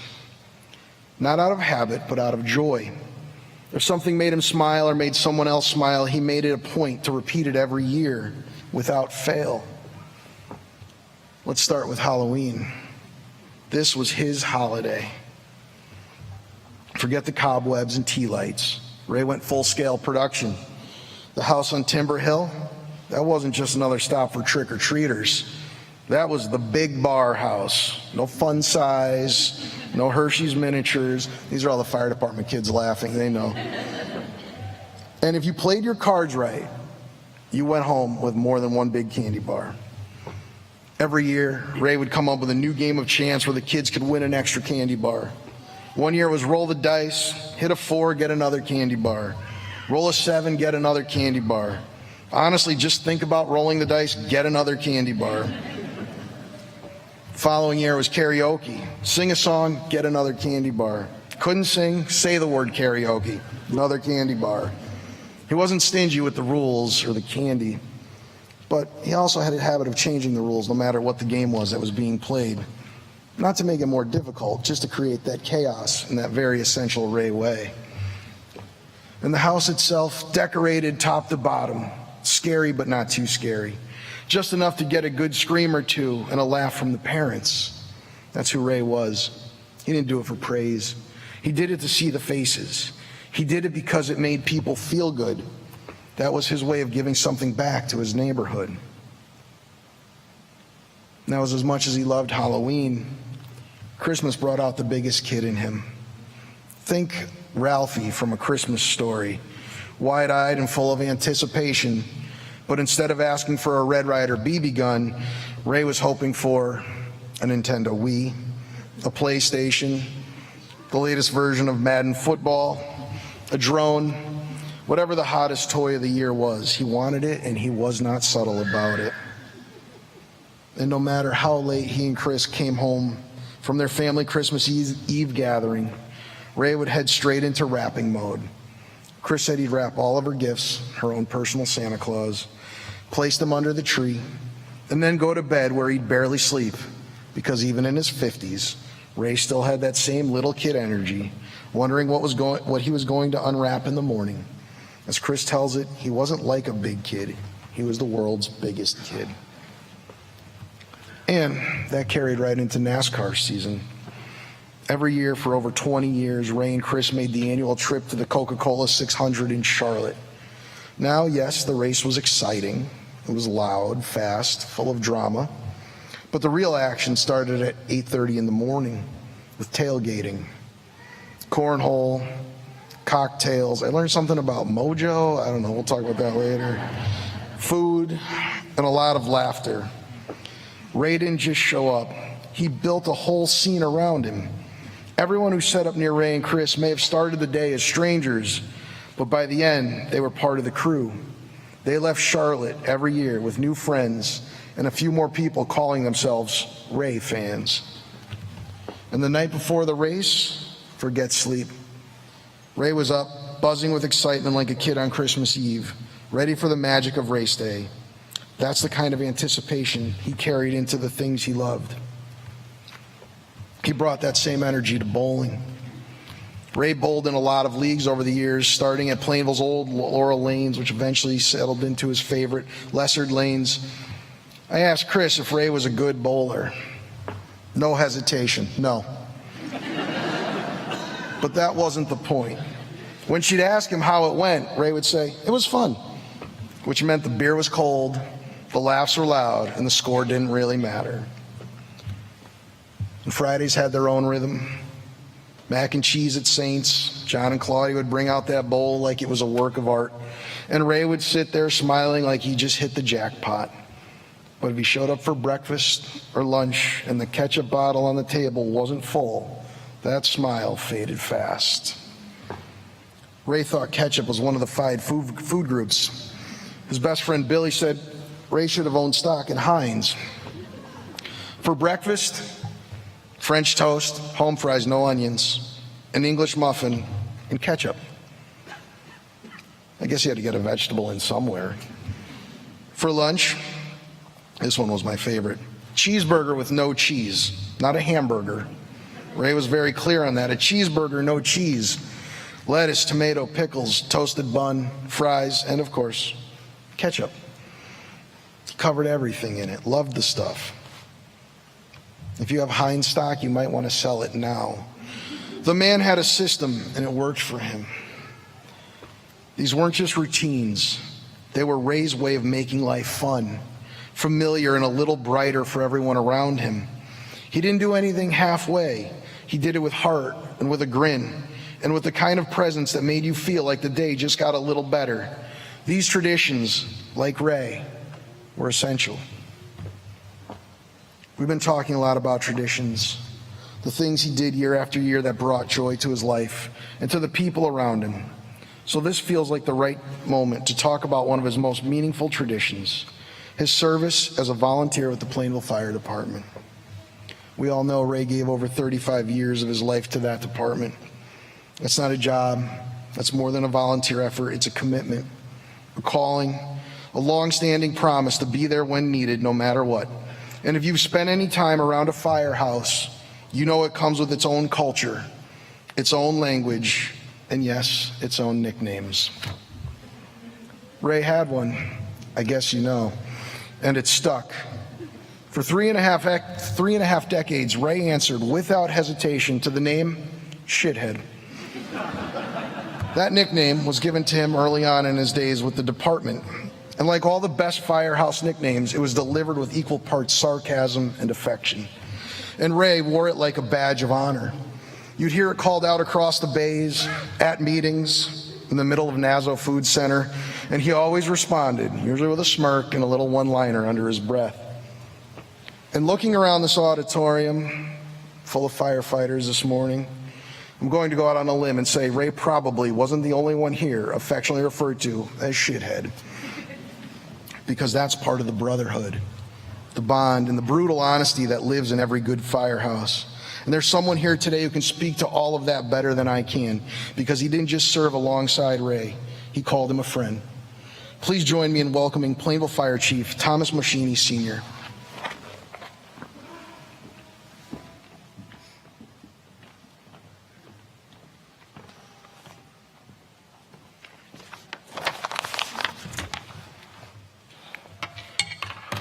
Good morning. Before I can say anything else, I just wanted to start with a heartfelt thank you from myself, from my entire fire department. Thank you to the departments, firefighters, police officers, EMTs, first responders who reached out, stood by us, and stepped up to help. This special kind of thanks goes uncovered calls while we work ourselves offline and start the process of what happened on Sunday. And to the Plainville community, you've shown up in ways that are truly carried us. We see you and we thank you. To the family of our Plainville Fire Company members, you hold us up when our weight is heavy. Without your support, we couldn't do this job. And we certainly couldn't make it through something like this. Now, let's talk about Ray. Not just a firefighter, but a friend, a teammate, a consistent presence in the department. Ray was a good firefighter. Ray was a better man, and probably the best friend you could ever have. When there was a day he joined back in the company in 1990, from day one, he was the kind of guy that you could count on. He didn't move fast. Not a chance. Ray never.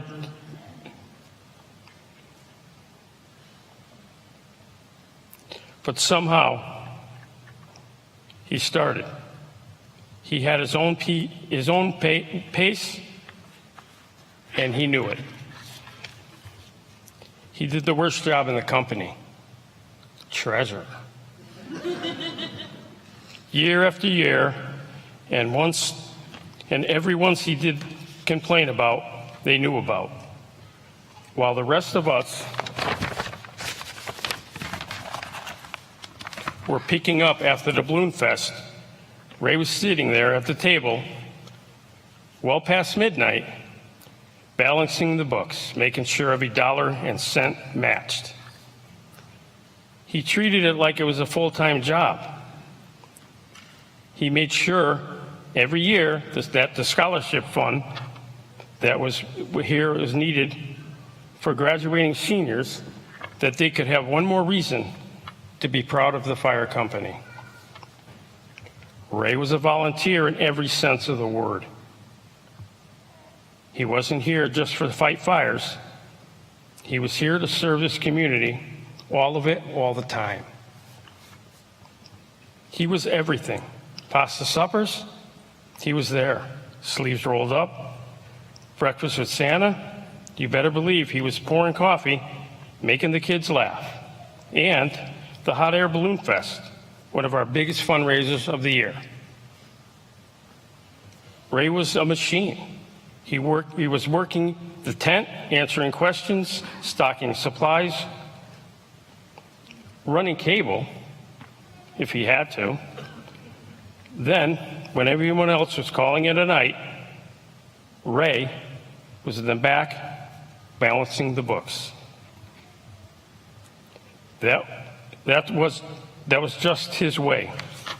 He never needed the spotlight, never asked for thanks. He just showed up and did the work. Inside the firehouse, a kind of consistency mattered. And more than that, he got along with everyone. Now, anyone in uniform knows that's not a small feat. Firehouses are full of big personalities, and not everyone eased the life with that. But Ray was the one of the few that could get along with just about anyone. He didn't play politics. He didn't hold a grudge. He just showed up, did what was needed to do, and brought a good attitude with him.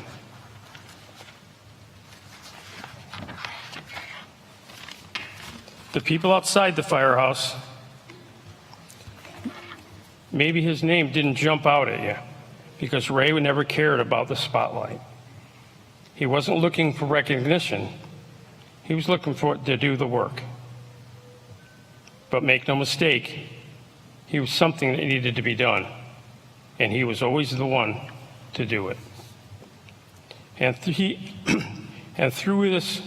he always quiet. Once he got comfortable, then he was downright funny. Ray was an easygoing man, lighthearted, always ready to one-liners, jokes, to break up the day. He brought levity in when it was needed the most, and laughs that will stick with us forever. And of course, none of us will ever forget dance floor moves every ladies' night. The famous boot, scoot, and boogie. I didn't know how he made it look good, but he did. And he knew it. He had the moves. Ray never said a bad word about anyone. He believed in giving people the benefit of the doubt. He believed in showing up. He believed in serving others, not just with courage, but with kindness. Ray was the real deal, a fireman's fireman, a guy you wanted in your corner, a guy who made this department stronger just by being in the room. We will miss you.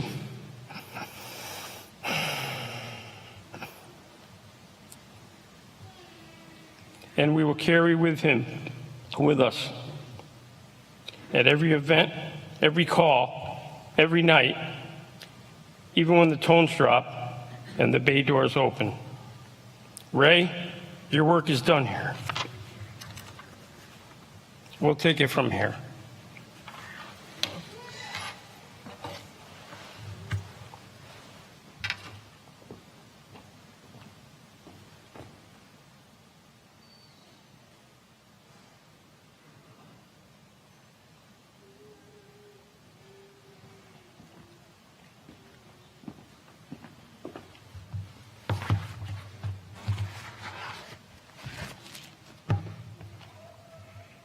Thank you, Chief.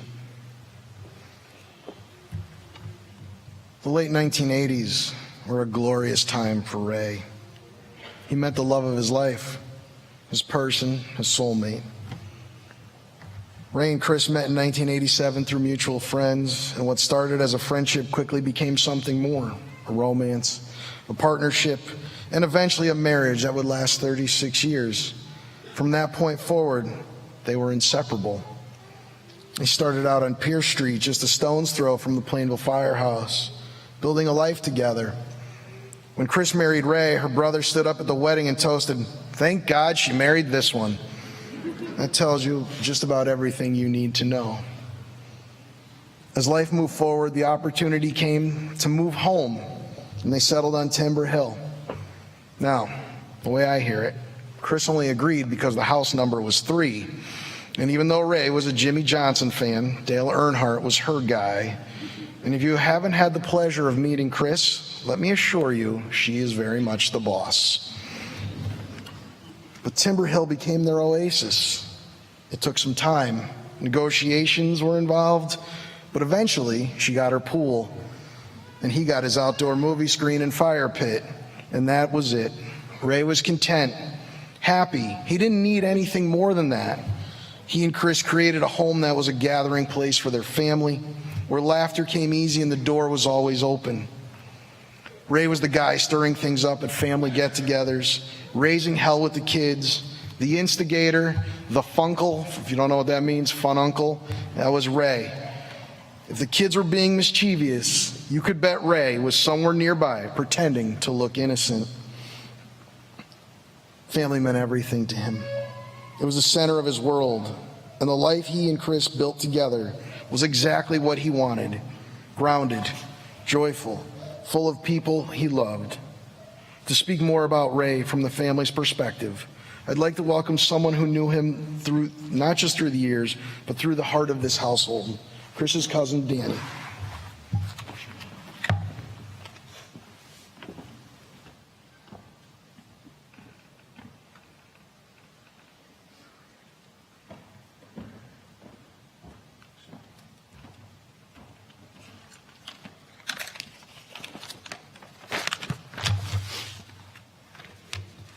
Morning, everyone. My name is Dan Passarelli. I'm Christine's cousin. I've been asked to speak on behalf of the family. I first want to thank everyone for coming here today to honor Ray.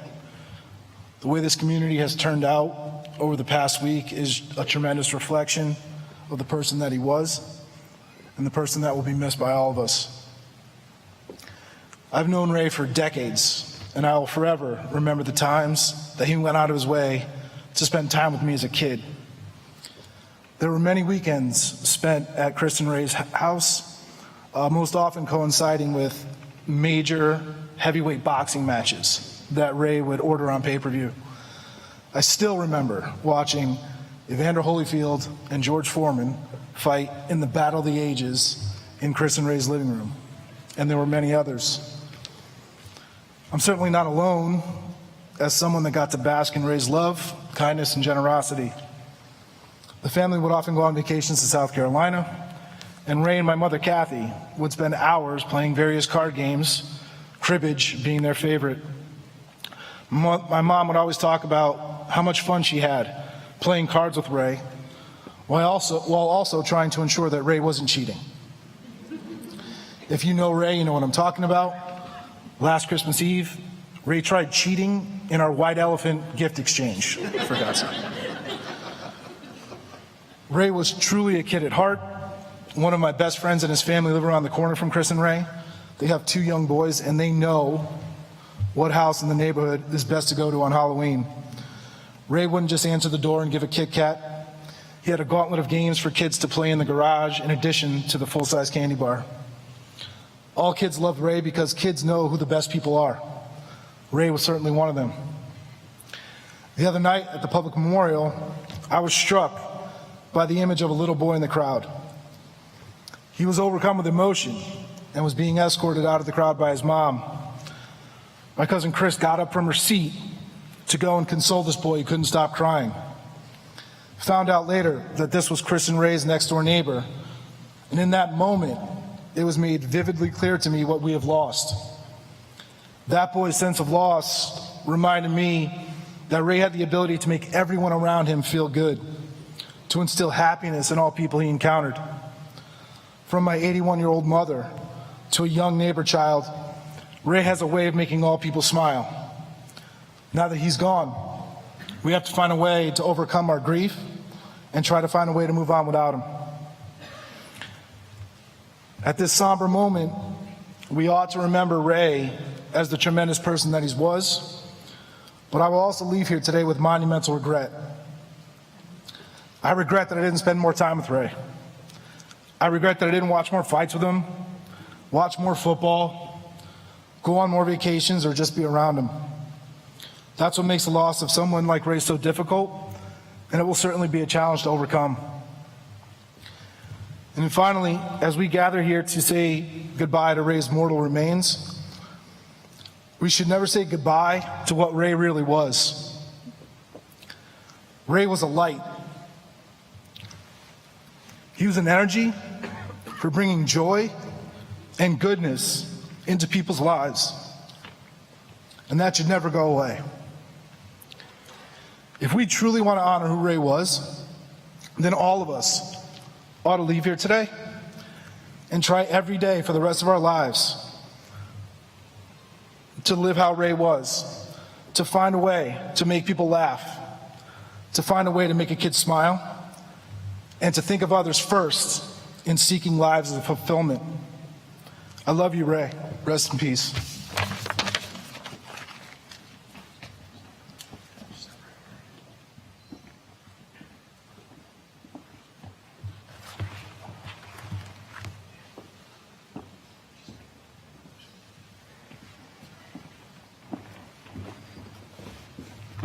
Thank you, Danny. There are people who stand at the center of a story, not because they ask to, but because that's just where they belong. Chris is one of those people. She and Ray built a life together, full of love, laughter, and more than a few practical jokes. She knew him better than anyone. She saw the quiet side, the playful side, the side that came alive around family. She was his partner, his home base, the one who truly got him. Anyone who spent time around them could see it. They were a team. Their rhythm, their humor, the way they looked out for each other, it just worked. What they shared was real, honest, rooted, and full of heart. And no one can speak to that life better than Chris. It's my privilege and honor to welcome her now.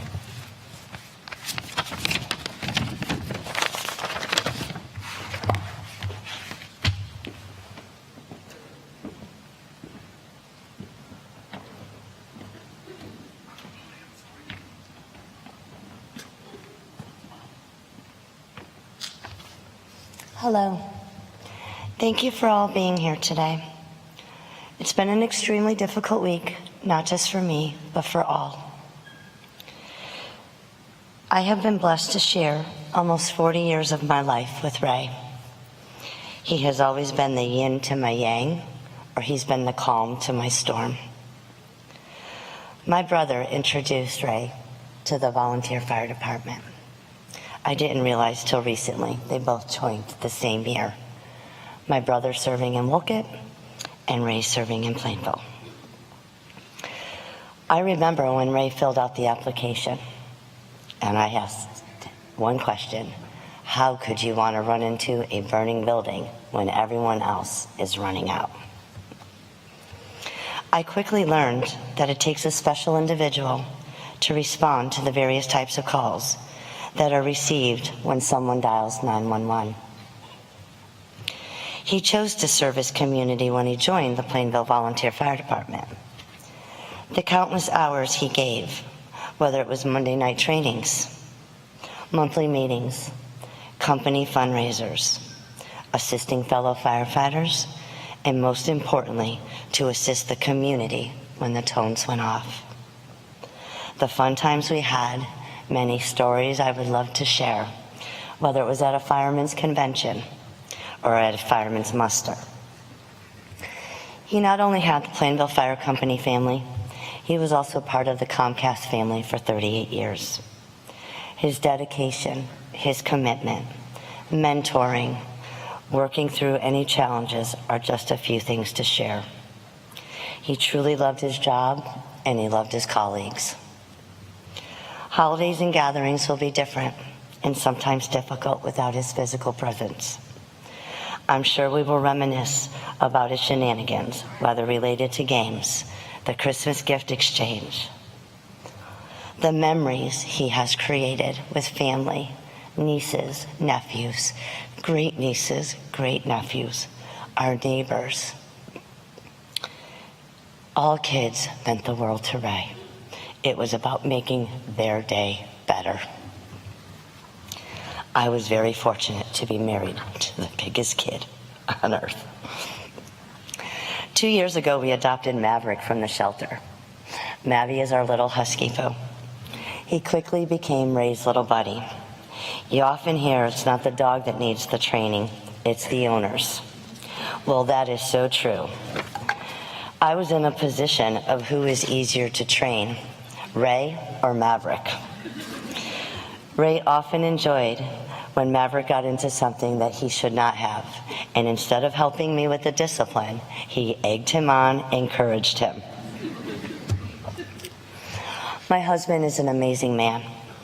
He lived life to the fullest. He laughed with many, and he loved all. Be kind, make memories, forgive others, and say I love you often. Tomorrow isn't promised. Live life to the fullest. I thank everyone for your prayers and thoughts and respecting my privacy during this time. Ray, I feel you by my side. Until I see you again, I love you always and forever. Thank you.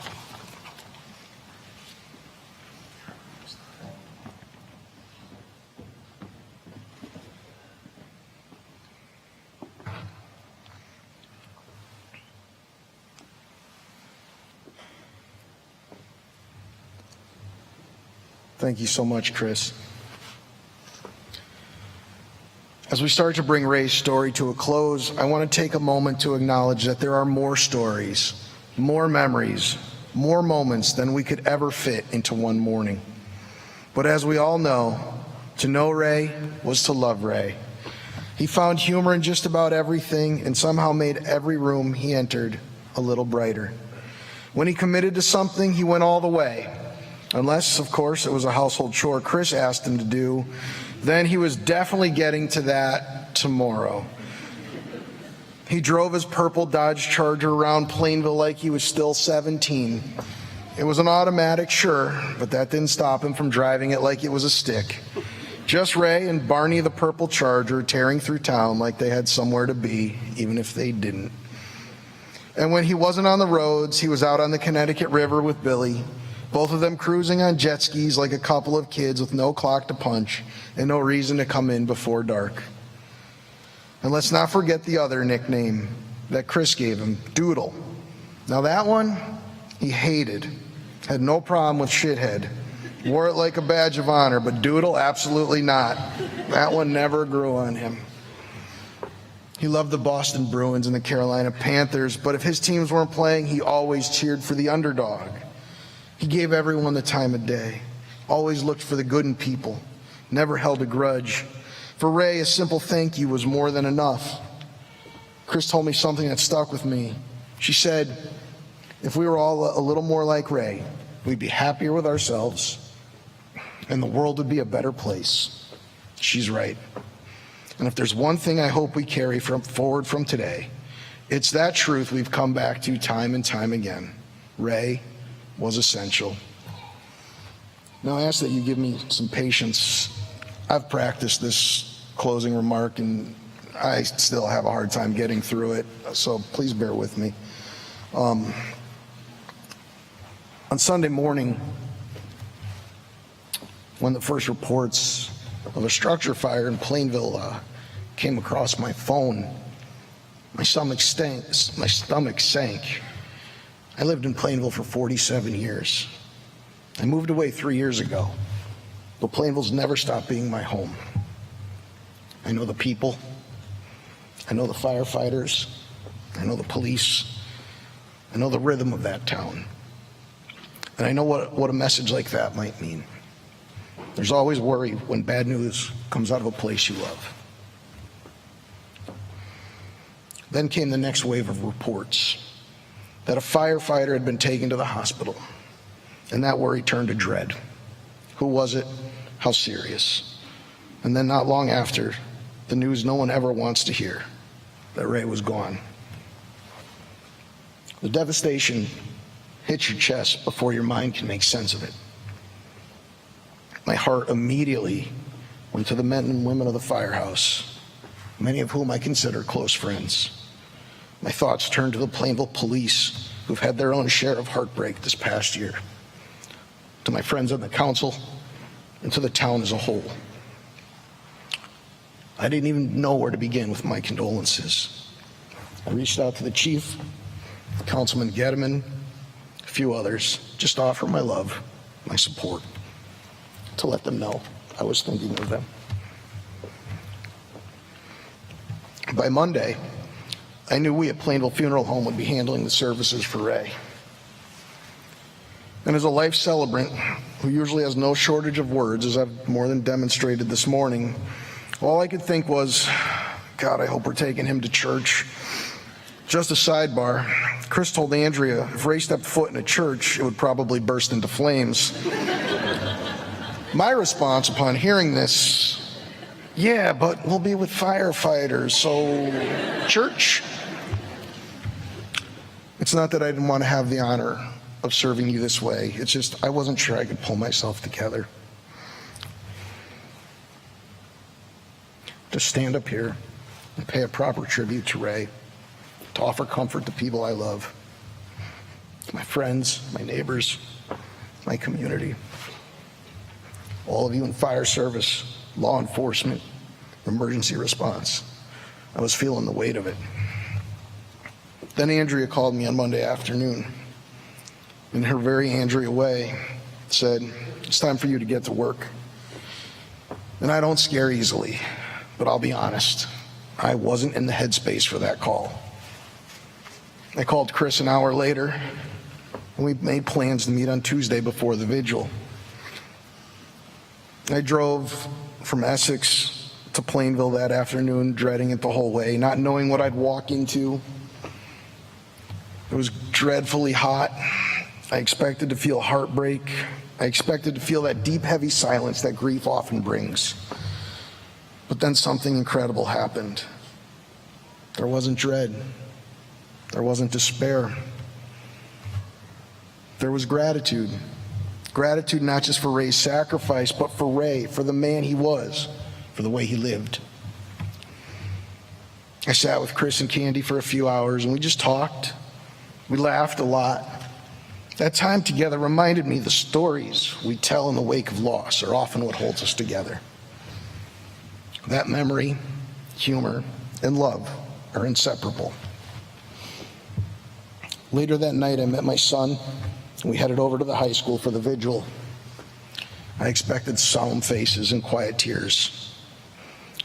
But as I made my way through the crowd, through these firefighters, police officers, community members, town leaders, what I found was something else. We laughed. We hugged. We shared stories. We remembered Ray the way he actually was. Kind, funny, easygoing, reliable, present, and definitely a bit of a character.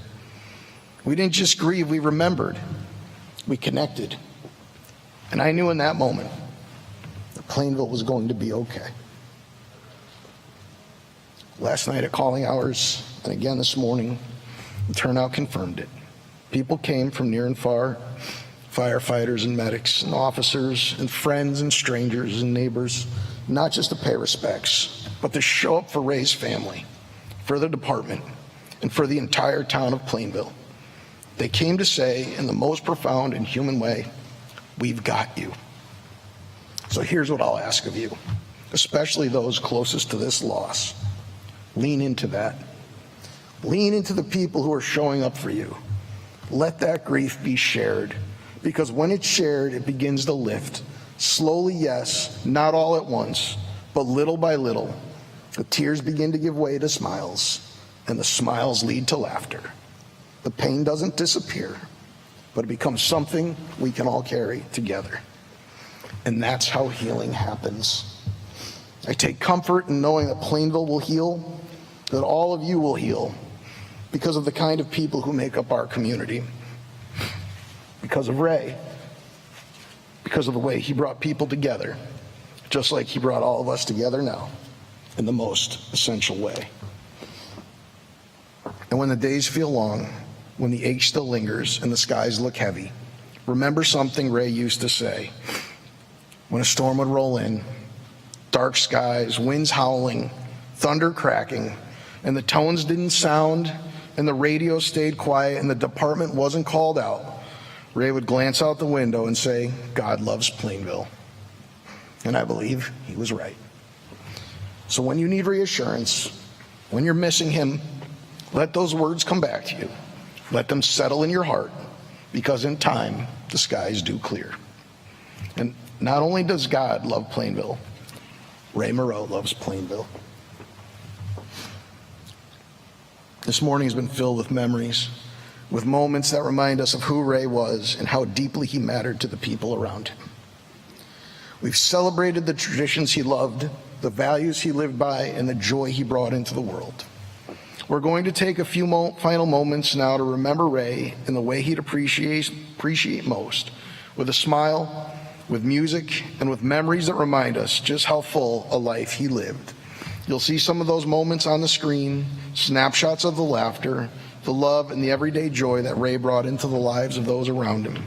And of course, it's set to a song Ray would have picked for himself, Boot, Scoot, and Boogie. Because if we're sending Ray off, we're doing it his way, with fun, a little rhythm, and a room full of people who loved him. As the tribute ends, we'll remain together for one final tradition. The ringing of the bell is a time-honored gesture in fire service.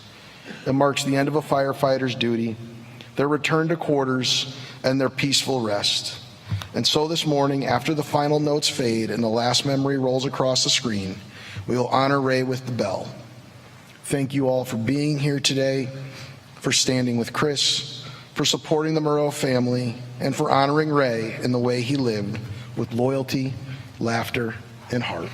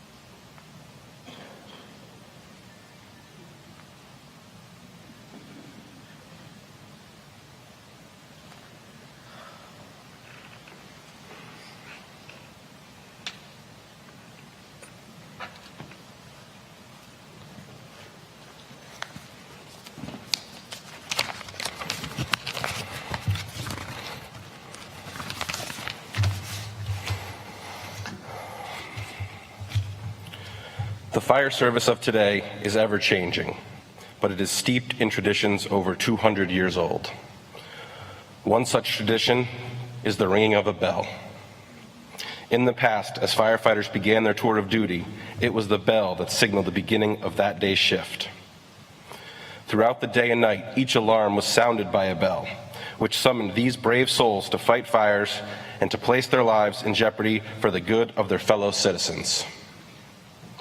And when the fire was out and the alarm had come to an end, it was a bell that signaled to all the completion of the call. When a firefighter died paying the supreme sacrifice, it was the mournful toll of the bell that solemnly announced a comrade's passing. We utilize these traditions as symbols, which reflect honor and respect for those who have given so much and who have served so well. A special signal of 555 means our department has lost one of our own.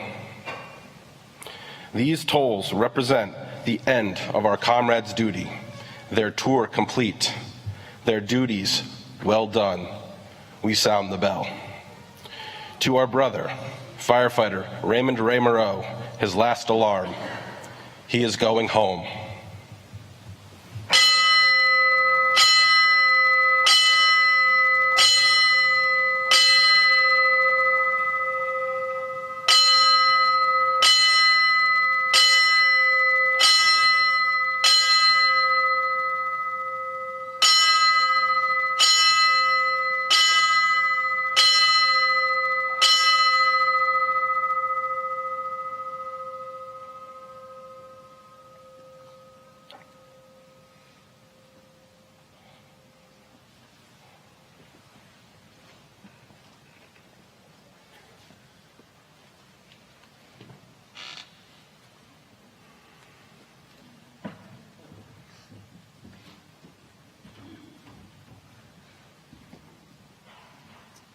At this time, we ask all uniformed personnel to proceed to the exits and reform the Sea of Blue.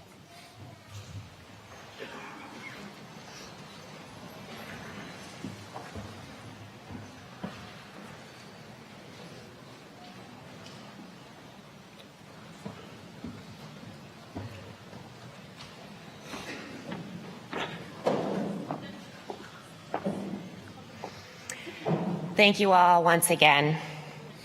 Your presence here today is a true testament to the deep and lasting impact Ray has had on all of us. As the saying goes, it takes a village, and I'd like to take a moment to thank the many individuals and organizations who helped make last night and today so meaningful for the Moreau family and the Plainville Fire Department. A special thanks to Lucien Lafreniere of the Waterbury Fire Department Special Services, Tony Ruggiero and the Connecticut Statewide Honor Guard, Lieutenant Alex Cintron and the Connecticut State Police, the Town of Plainville, Chief Vangel and the Plainville Police Department, and the entire Central Connecticut State University team for your support and coordination. We are also deeply grateful to Mission Barbecue, the Salvation Army, Mike Bizzuto, Joe Calvanese, and his team at the AquaTurf for their generosity in providing meals during last evening's visitation and for hosting today's reception. And finally, on behalf of my entire staff at Plainville Funeral Home, I want to express my heartfelt gratitude to Chris and the entire Moreau family for the privilege of taking care of Ray and being by your side this week. As we prepare to escort Ray to South End Cemetery in Southington, I ask that those who are not be following to the cemetery to please remain seated. If you are going to follow in procession to South End, please follow the family out and go to your vehicles in a timely fashion. Thank you.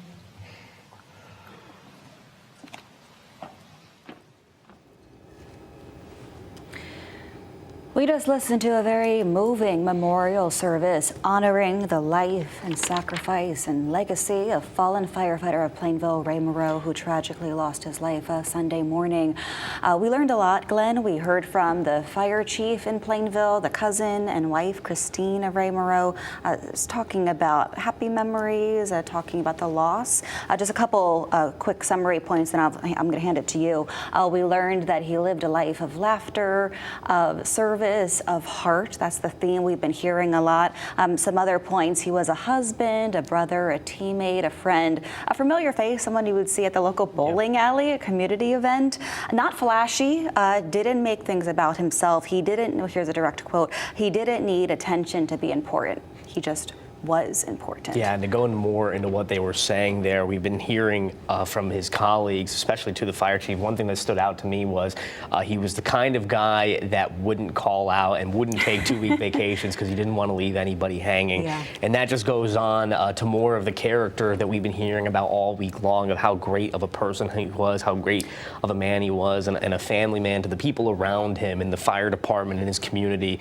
Another quote that stood out is how Halloween was his favorite holiday. He loved Halloween. He was the man that had the big chocolate bar in his house. Yeah, he wasn't stingy, wasn't giving out the fun size. You got the king size when you went to his Absolutely. house. And At least one. And you Sometimes remember two. those people in your communities. Totally. You remember the people that made the good times even better. You remember the people that gave you a little bit more fun when the day wasn't seeming like it wasn't going to go well. And from all accounts that we've heard from the funeral today, just an amazing man, and we've heard more about his life, especially too from his wife Christine, to muster the courage to go up there and say what she said and be able to convey. So articulate, so poised. That really stood out to me as well. And they were married, Glenn, 36 years, but together for 40 years. And she just talked about, she hit the jackpot when she married this man. They lived such a full life together, experiencing it all, rescuing dogs. She talked about their current dog, Maverick, a husky. And she said some funny things. She said, I don't know who's easier to train, my husband or my dog. And so you heard a lot of those as well. And to put it in perspective too, 35 years of the department, 36 years of marriage, which means after a year of marriage, he was volunteer firefighter. He was on the job. He was giving back to the Plainville community. And another thing of note from his cousin Danny, just the kind of man that he was, where he would throw those big events. He would be there. He would be a family man to everybody around him, and warm and welcoming, and also fun. And speaking to that point, something that stood out to me, firefighters have to work odd schedules. They have to work Christmas, other holidays, but he was such a nice person because he didn't have children. He would volunteer to work Christmas, even though that was his favorite holiday, so that other firefighters with little children could have that day together. So that's something that the fire chief was speaking about, because those are the kind of things you just remember. Oh my, and just the amount of words that people have said about his character today have just kind of really spoke, once again, just to kind of the life that he lived, led with kindness, gave people second chances. We've heard a lot of the buzzwords really going around that he was steady, he was solid, and he was somebody that you could rely on. And another quote, a fireman's fireman who made the department stronger just by being in the room. So that's the legacy he's leaving behind, and I hope just the outpouring of support, the wonderful turnout the family received, I hope that brings Christine, his longtime wife and life partner, some comfort during this difficult time. If you're just joining us, this is a Fox 61 special report. We are honoring the life and legacy of fallen Plainville firefighter Ray Moreau, who died on the job Sunday morning. We're looking at two different screens here. Inside on your left, this is of Welty Hall in New Britain at the Central Connecticut State University campus, where we just heard some moving tributes during a memorial service. On the right side, this is the outside of that auditorium. We're waiting for people to file out. We're also waiting for Ray Moreau's casket that was draped in an American flag, if you were watching earlier, to be escorted out. And there's going to be another procession en route to the cemetery, which is going to be in Southington. A little bit about the route, Glenn. It's going to be turning left in El Grasso, over on Stanley Street, Manafort, and then it's going to be going on to Route 9 and Mulberry Street, finally ending on South End Road, and you can see the casket exiting there. If we can take that screen full, that would be great to get a great view of that. It is a very pleasant weather day in New Britain this morning, and that produced a very big turnout of firefighters, police officers from all corners of Connecticut turning out, as well as those from outside the state, as far as Massachusetts and beyond, just showing their respects to this fallen and local hero and giving their final salute. And you see the honor guard now holding that casket and exiting from that auditorium, Glenn. Yeah, and at the end of the day, the pipes have been played, bells have been struck, but one of the most notable things about any of these ceremonies, if you ever get the chance to view them, is the remarks from the people around Ray. Another note from cousin Danny Passarelli, he was affectionately saying how he was trying to cheat in the White Elephant gift exchange. It's those kinds of stories, that he was a kid at heart. Yes. And that he always wanted to give somebody a smile. That was just the way that Ray lived, according to the people that know him the best, and that he led with love, he led with kindness, always believed in second chances.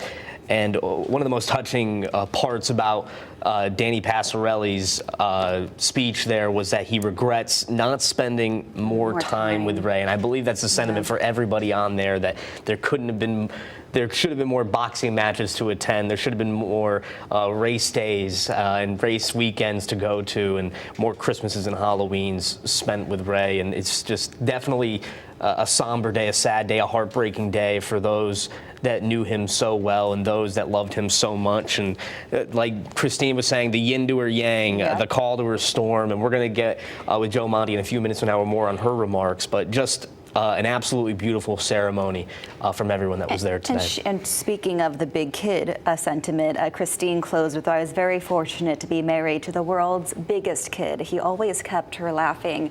And to your point, Glenn, she also closed with a message to others. Hold your loved ones tight. Treat every day like it could be the last with them. Forgive people, move forward, and enjoy all the memories. You never know when that last moment will come. Again, we are inside Welty Hall, bringing you a live look of the funeral service for fallen Plainville Firefighter Ray Moreau. You see the flag-draped casket. It's going to be exiting that room and moving out of New Britain over to Southington for his final resting place. But we heard so many stories inside that room, both somber, there's some tearjerkers as well, but also some fun moments as well, about how he was such a jolly soul who loved bowling, even though he wasn't so great at it.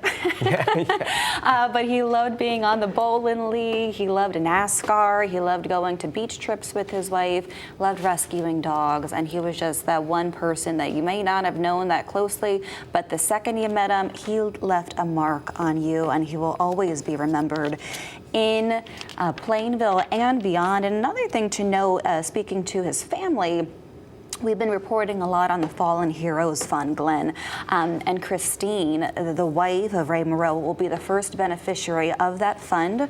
She will be receiving $100,000 untaxed, a lump sum, because she's the wife of a first responder. And that fund is designed to help the families who lost a loved one on the job. So this applies to police officers, to firefighters. She's going to be the first beneficiary since this was passed in our state. So just a little news tidbit for you this morning. Yeah, it's, that was signed back in 2024 after the passing of State Trooper Aaron Pelletier there. And another one thing that I want to point out from the fire chief, Thomas Machini, when he joined, when Ray joined the Plainville Fire Department back in 1990, he took up the treasurer's position. Chief Machini affectionately said it was the job that no one wants, but his dedication to it, the staying up late to make sure that the books were fine, to make sure that everything was handled, described as one of the first guys to show up, one of the last guys to leave. Just the picture that they painted of his character today is just one that will absolutely just be missed, and it's just a life that it was cut too short in Plainville. And if you see the honor guard is there walking out, they're escorting the American flag draped casket carrying Ray Moreau, a local hero who not only was born and raised in Plainville, he grew up there, he later defended that area, and he protected and he served that community as a volunteer firefighter of more than 35 years. You see that casket moving through Welty Hall in New Britain. It's eventually going to come out on the doors on your right. You see the other first responders filing out, and there's people from across the state represented there.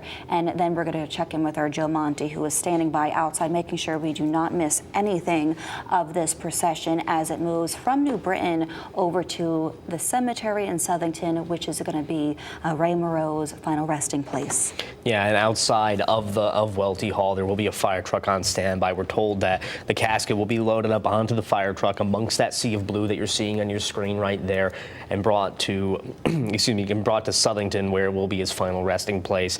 Along that route, there will be fire trucks on bridges along the route. They will be draping the American flag over those bridges, honoring Ray Moreau and his memory, and just an outpouring of support from first responders across the state, and the magnitude of the moment, both for the firefighters, the family, and friends that knew Ray. I'm sure, as sad as this moment is, there is some silver lining here to know that everybody around them is giving them the support they need, giving them the love they need, and just showing them that Plainville, Connecticut, really, the whole entire state is here for them. Someone who lived simply and gave generously. That's how Ray Moreau is going to be remembered, who, after 60 years, made quite a mark, not only on those who knew him, but in the greater Plainville community. So he certainly will be missed. We are still waiting for that casket to be escorted out of the doors. You see right there on your screen, but you see police officers and firefighters standing guard. They are waiting for this moment, and we've said it time and time again, but this is a loss that has been felt not only for the Plainville Volunteer Fire Department, but fire departments in the area, police departments in the area, and across the entire country. When someone is lost in uniform on the job, that is a gut punch to the entire service community, which is why we are seeing such an outpouring of support for Ray Moreau on this pleasant Saturday weather-wise. The sun is shining, and we saw a great turnout for this several-hour procession and ceremony. So our Joe Monte is there. He's standing by. We're going to be talking with him in a little bit. He's bringing us a different vantage point. But this is going to be another procession, Glenn, and we're going to be seeing the casket be escorted from El Grasso to Stanford Street, Manafort Drive. All these places are obviously closed for the procession. But what you're going to see, you're going to see the first responders escort this casket, but also all the community members lining the streets, saluting this first responder, to pay their respect, whether they knew him or not. I mean, this is a local hero that dedicated his life to public service. Yeah, and you really heard it in the ceremony there, just the amount of people and the amount of lives that he's touched, even with just simple gestures of just showing up, which is something that I think we can all aspire to be like, is just showing up and being there for the people that mean the most to you, that love the most to you, and also just showing up in general was really the sentiment of his work life and his personal life. You heard it all the time. He was the person that would rather run into the fire than work the overtime for Xfinity. We're going to cut back out there to the ceremony outside of Welty Hall. They're starting to play bagpipes for him now.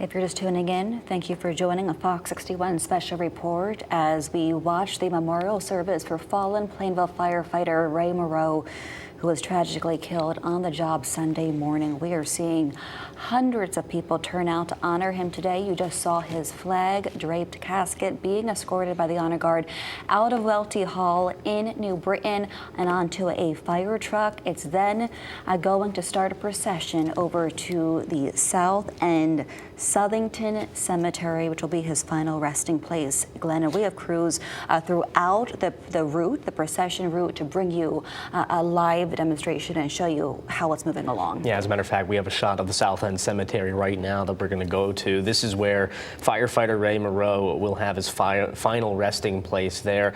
That shot right there, as you can see it right there, flag draped over the South End Cemetery in Southington. That is where Ray Moreau will be buried later on today.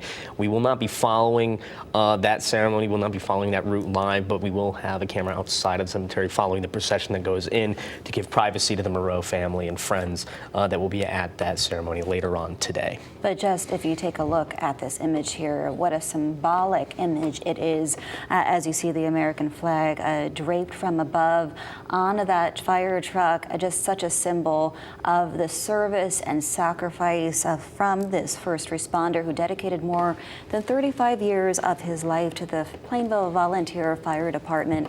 Obviously, those who work for volunteer fire departments need secondary jobs, but what we heard at this memorial service from those who knew him best, Ray Moreau wanted to be a firefighter first and foremost. He would give up shifts at his Xfinity lineman job so that he could work for free sometimes, being a firefighter because he just loved it.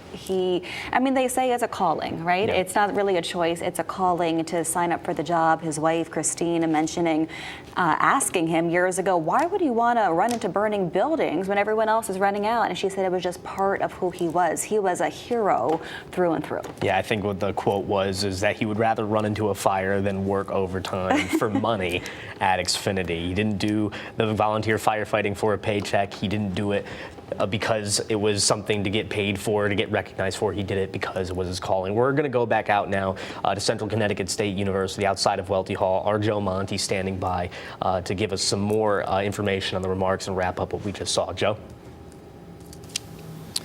Yeah, so we just watched the casket proceed out of Welty Hall and onto the back of a fire truck, and he's headed to the cemetery now. We witnessed the bagpipes and the drums playing, really an emotional scene here. It was silent, like you could hear a pin drop. The family, friends, the community, the firemen that were here. Really just an unbelievably emotional, touching scene, and you can see it on everybody's faces too. Really a tragic loss for everyone. Even if, like you guys have said, you didn't know him very well, he was still an amazing person in the community, and whether you knew him personally or not, you knew that about him. And I know we heard some remarks from some people earlier, including his wife, and she just said how she loved him to the fullest, and tomorrow isn't promised. And that's something to remember, in any circumstance, but especially these first responders. They're putting their lives on the line every single day, and some really unfortunate circumstances can happen. So our Ray's family is headed to the cemetery now, and they'll follow the rest of the funeral procession. Back to you guys. Oh, and actually, we're going to hear a shot now from his wife a little earlier this morning. My husband is an amazing man. He lived life to the fullest. He laughed with many, and he loved all. Be kind. Make memories. Forgive others. And say, I love you often. Tomorrow isn't promised. Live life to the fullest. I thank everyone for your prayers and thoughts and respecting my privacy during this time. Ray, I feel you by my side. Until I see you again, I love you always and forever. Thank you. A really emotional moment earlier. We had several speakers, if you were watching the live stream, that just spoke about some of their fond memories of Ray, but including his wife there, just in a very emotional moment for everybody involved. At Central Connecticut State University, Joe Monty, Fox 61. Yeah, Joe, I was so impressed by his wife Christine's poise. Yeah, the strength of her. During what has been such a difficult week, I mean, she was not expecting this. And it's a good reminder that these firefighters, they go on what they perceive to be routine calls, and sometimes they don't make it home. They are our neighbors in the community, whether you know them personally or not. They are part of the fiber of what makes a community strong, and it is why we should say thank you for service, whether they're during their time that they're alive, so they can hear all the gratitude. And Joe, I just want to ask you, because you've been out there all morning long, you've been seeing firefighters and police officers from near and far. What's the mood been like out there? Yeah, well, look, it's very touching. It's a very moving ceremony. I spoke to one fireman earlier who was just getting emotional at the practice. It's a sad day. It really is a sad day because they lost a brother. And, the community lost a dear friend and sort of a cool, like, grandfather-y type of a character in the community. As you mentioned, he did kids in the he did wonderful things for kids in the neighborhood during the holidays. So but here you can see it on people's faces, just very emotional. It's a sad day. It's a sad thing, a sad person to lose. You've been doing a great job of bringing that to us, Joe, so we really appreciate it, and just seeing some of those moving sights of firefighters saluting one of their own, a brother in uniform who will never be forgotten in Plainville and beyond. Thank you, Joe. And right now, firefighter Ray Moreau will be taking his last ride on a Plainville fire truck. A procession of first responders will now escort him to his final resting place, the South End Cemetery in Southington, located on South End Road. And out of respect for the family's privacy, we are choosing to step away from the coverage at this time and let that final moment belong to them. And we saw that area with the giant flag draped with a fire truck on this really pleasant Saturday morning in terms of weather. We weren't sure what it was going to be like, but that produced an unbelievable turnout from people near and far, not only first responders, but members of the community just turning out saying thank you for your service and your sacrifice. Absolutely, and that huge line of support from first responders are going to be following that procession all the way to the final resting place. That sea of blue that we've been talking about all morning long here, just giving the Moreau family, giving the Plainville Fire Department, the Plainville community in general, just as much support as they can possibly get right now. And we've talked about some of the charitable organizations that the family and the Plainville Fire Department would like you to donate to, the Plainville Fire Department Scholarship Fund, the animal shelter that we mentioned here before. Those are all available on our website to view at fox61.com. But it's just one. And if you go to the obituary listed online, the family is also asking you to donate money to plant trees. Ray Moreau loved nature. He loved being outside. We talked about his love for jet skiing, his love for the beach, playing with his rescue dog. So if you want to donate money to plant a tree, at last check, 28 trees have been planted in Ray Moreau's honor. And as we take a live look, this is the fire truck carrying the casket, the American flag draped casket of fallen firefighter Ray Moreau. It is going to be moving slowly through the streets of New Britain on its way to Southington. A quick wrap of the route just to let you know, because there's going to be some road closures in the area. So if you're driving through that area and you're wondering why the roads are closed, this is why. For the procession, this fire truck carrying our fallen hero Ray Moreau, it's going to be turning left on El Grasso, left on Stanley Street, then onto Manafort Drive, onto East Street, taking a right on Route 9, and then onto I-84 in Woolbury. And we're also going to be ending on South End Road over in Southington. And for those who live out that way, you know Southington's an adjacent town to Plainville. Southington lost a member of their community, Aaron Pelletier, not too long ago. So they're still grieving that loss. Now they're also grieving Ray Moreau. So it's a tight-knit community. That's why we see so many people turning out to show their support. You see these people in front of us here, their hands on their hearts. We saw other first responders saluting this local hero. So you're going to be seeing a row of cars and moving through this area as the procession unfolds on its way to Southington, Glenn. Absolutely. And And just another thing to point out, when we said it before, that he's taken thousands of calls as a member of the Plainville Fire Department, and this right here, his casket loaded up onto the fire truck that he most likely served thousands of his community members with, saving lives, putting out fires, and putting his life on the line. That will be the vessel that carries him to his final resting place in Southington, and just a real meaningful moment for the Plainville Fire Department, I'm sure, to be able to serve him and his family in that way. We've heard from members of the fire department all morning long talk about how great of a guy he was, how much in sports locker rooms is referred to as the glue guy, the guy that keeps everybody together. That's the kind of man that he will be remembered by, or remembered as, and his family has spoken about how much of a kid he was at heart, and how much of a kid he was at heart as a firefighter, and being able to bring levity to situations and make people laugh. And of course, one of the best ways to send him off was to one of his favorite songs that he would dance to, the Boot, Scoot, and Boogie. Glenn was dancing to it next to me. This is a pretty good song choice. It's a great song to choose for a man that definitely just touched so many lives and made so many people smile over the years, whether you were young or old, knew him for a day, knew him for 100 days, knew him for 1,000 days, knew him for 35 years as a Plainville firefighter. Just brought so much joy to so many lives. Yes. With those candy bars that he's been talked about giving out to kids on Halloween and playing all the games for the kids in the neighborhood, those are some fun stories. We're taking another live look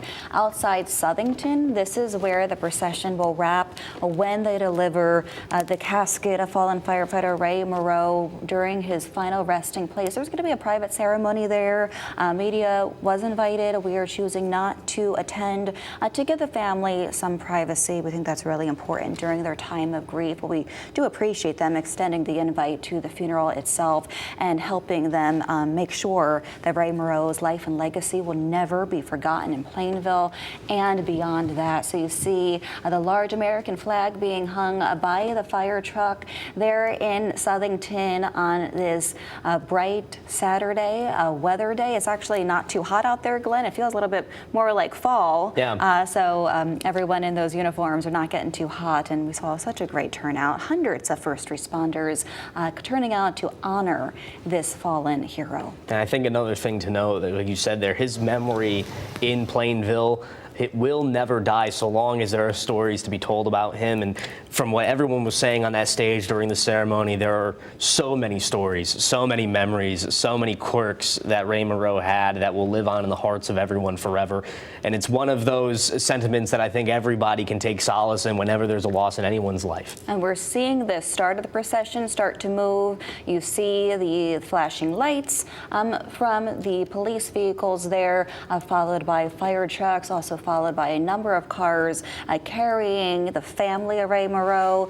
We know he was a husband to his long-term wife, Christine. He was a brother, a teammate, a friend, and just a familiar face in the community, one that will certainly be missed, Glenn. And just to show the outpouring of support, all of those coach buses there, as our Jamel Johnson said earlier, those were carrying first responders to the final resting place over at the South End Cemetery in Southington. The show of support from first responders today was just absolutely amazing. It's something you see in these types of ceremonies when a first responder dies in the line of duty. We saw it last year with Trooper Pelletier, and now we're seeing it this year with firefighter Ray Moreau, where hundreds of his colleagues from across the state, and I'm sure for everyone from across state lines locally, is sending their prayers to the Moreau family and the Plainville Fire Department in this heartbreaking moment for them as the procession gets started to go to Southington. In times of grief, this is when communities come together, and they are strung together by their love for service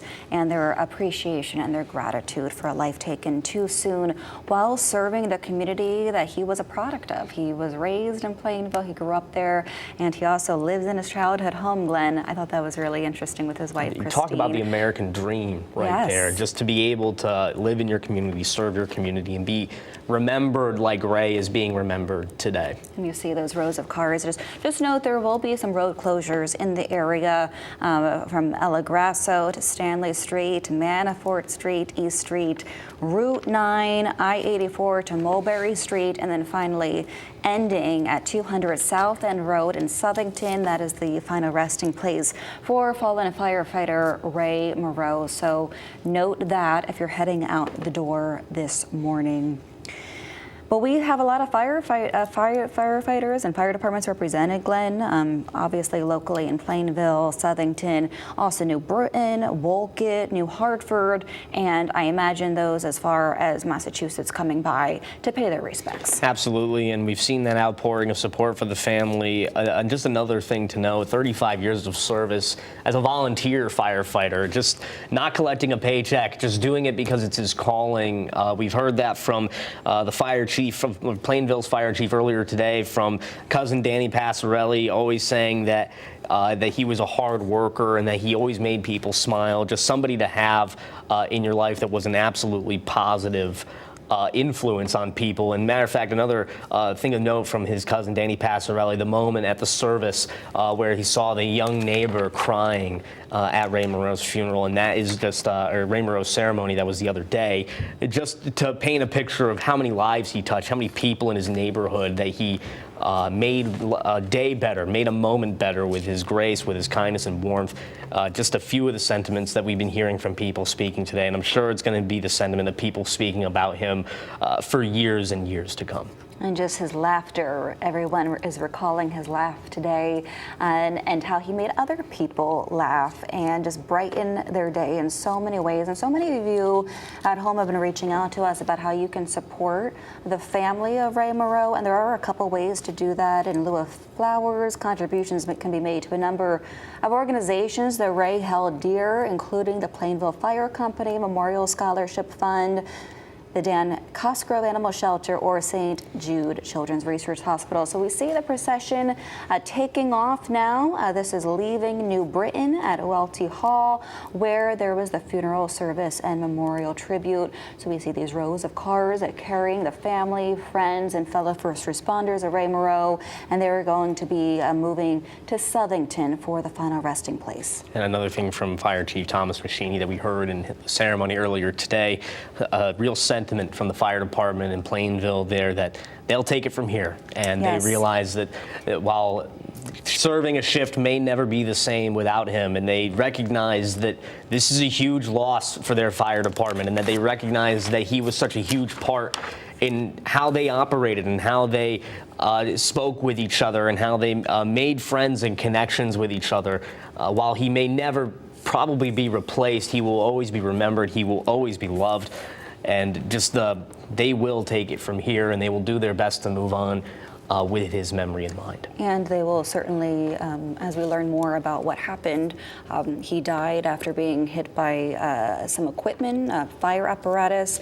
So we're still waiting to learn more about how it happened and to get answers about that. But one thing is for sure is that the brothers and sisters in uniform will be standing behind this family, supporting his wife, Christine, throughout the years. It is such a tight-knit community, and we've told you this earlier, but just a reminder, Christine, his wife, will be the first to be the beneficiary of the Fallen Heroes Fund, assigned into law recently in Connecticut, giving back to the families of these first responders who died in the line of duty. Of course, that was drafted after the loss of Aaron Pelletier, the Southington police officer who was also killed in the line of duty. Yeah, and then from here, really just more of the memories about Ray, talking about his times in the bowling alley. Not a great bowler, according to so many, but a great guy to have there. They said that, was it a good time? Absolutely, with him. He said. But you don't have to be a great bowler to be on a bowling. Like, it's such a fun experience, and there's so much laughter to be had. And they said his version of fun, as long as the beers were cold and the friends were having laughs, that was his fun time at the bowling alley. And that definitely describes Ray as among so many other statements. And it's just an honor to really be able to hear from his wife, from his family, from his colleagues today. We got a great idea of the man he was, and even though many of us probably have never met him and are probably just hearing about his story for the first time, I'm sure we all feel a little more connected to him today. And here we go. This is the head of the procession. You see police officers and on motorcycle. This is the motorcade leading the procession. You see the flashing lights there. There are dozens images of these police officers escorting the flag-draped casket of fallen firefighter Ray Moreau. So you're going to see the police officers leading this procession, and it's going to be followed by a number of fire trucks, including the one that Ray Moreau worked on. So there you see the first fire truck and the engines. There are a number of these, and this is along El Grasso. So if you're wondering what's going on, this is a procession honoring fallen Plainville firefighter Ray Moreau. Yeah, and his casket was loaded up on one of those fire trucks just shortly ago. We said it was going to be his final ride, and members of his station at Plainville Fire Department have honored him all day. And really, we've seen it here, the showing of support. Hundreds of firefighters representing various departments from around the state standing at attention, giving moments of silence and showing their support for the Moreau family. And this is the procession. As a matter of fact, if I'm not mistaken, that is his purple Charger right there that we were talking about during the ceremony. That's that right. He would whip it around town like he had somewhere to be, and he would always have fun with it. I believe they called it Barney. And what was interesting about the memorial service, something that was a little funny, they said he's not a flashy guy, but for his car. That's where he turned out the flash. Absolutely. The kind of guy that never wanted to be in the spotlight except for his car now has the spotlight today, as everyone remembers him for the kind and respectful man that he is. Well, thank you for joining us for this Fox 61 special report. Good to be with you, Glenn. And out of respect for the family's privacy, we're choosing to step away from the coverage as they lay firefighter Moreau to rest and let that final moment really belong to them and have that intimate experience. Ray Moreau spent decades serving the community, and today that community stood together to honor his sacrifice. On behalf of our entire team at Fox 61, thank you for joining us for this special coverage honoring the life and legacy of firefighter Ray Moreau. We'll have more tonight on Fox 61 News at 10 and at 11. We'll return to regular programming shortly, but for now, we want to leave you with this final image, a salute to a life of service.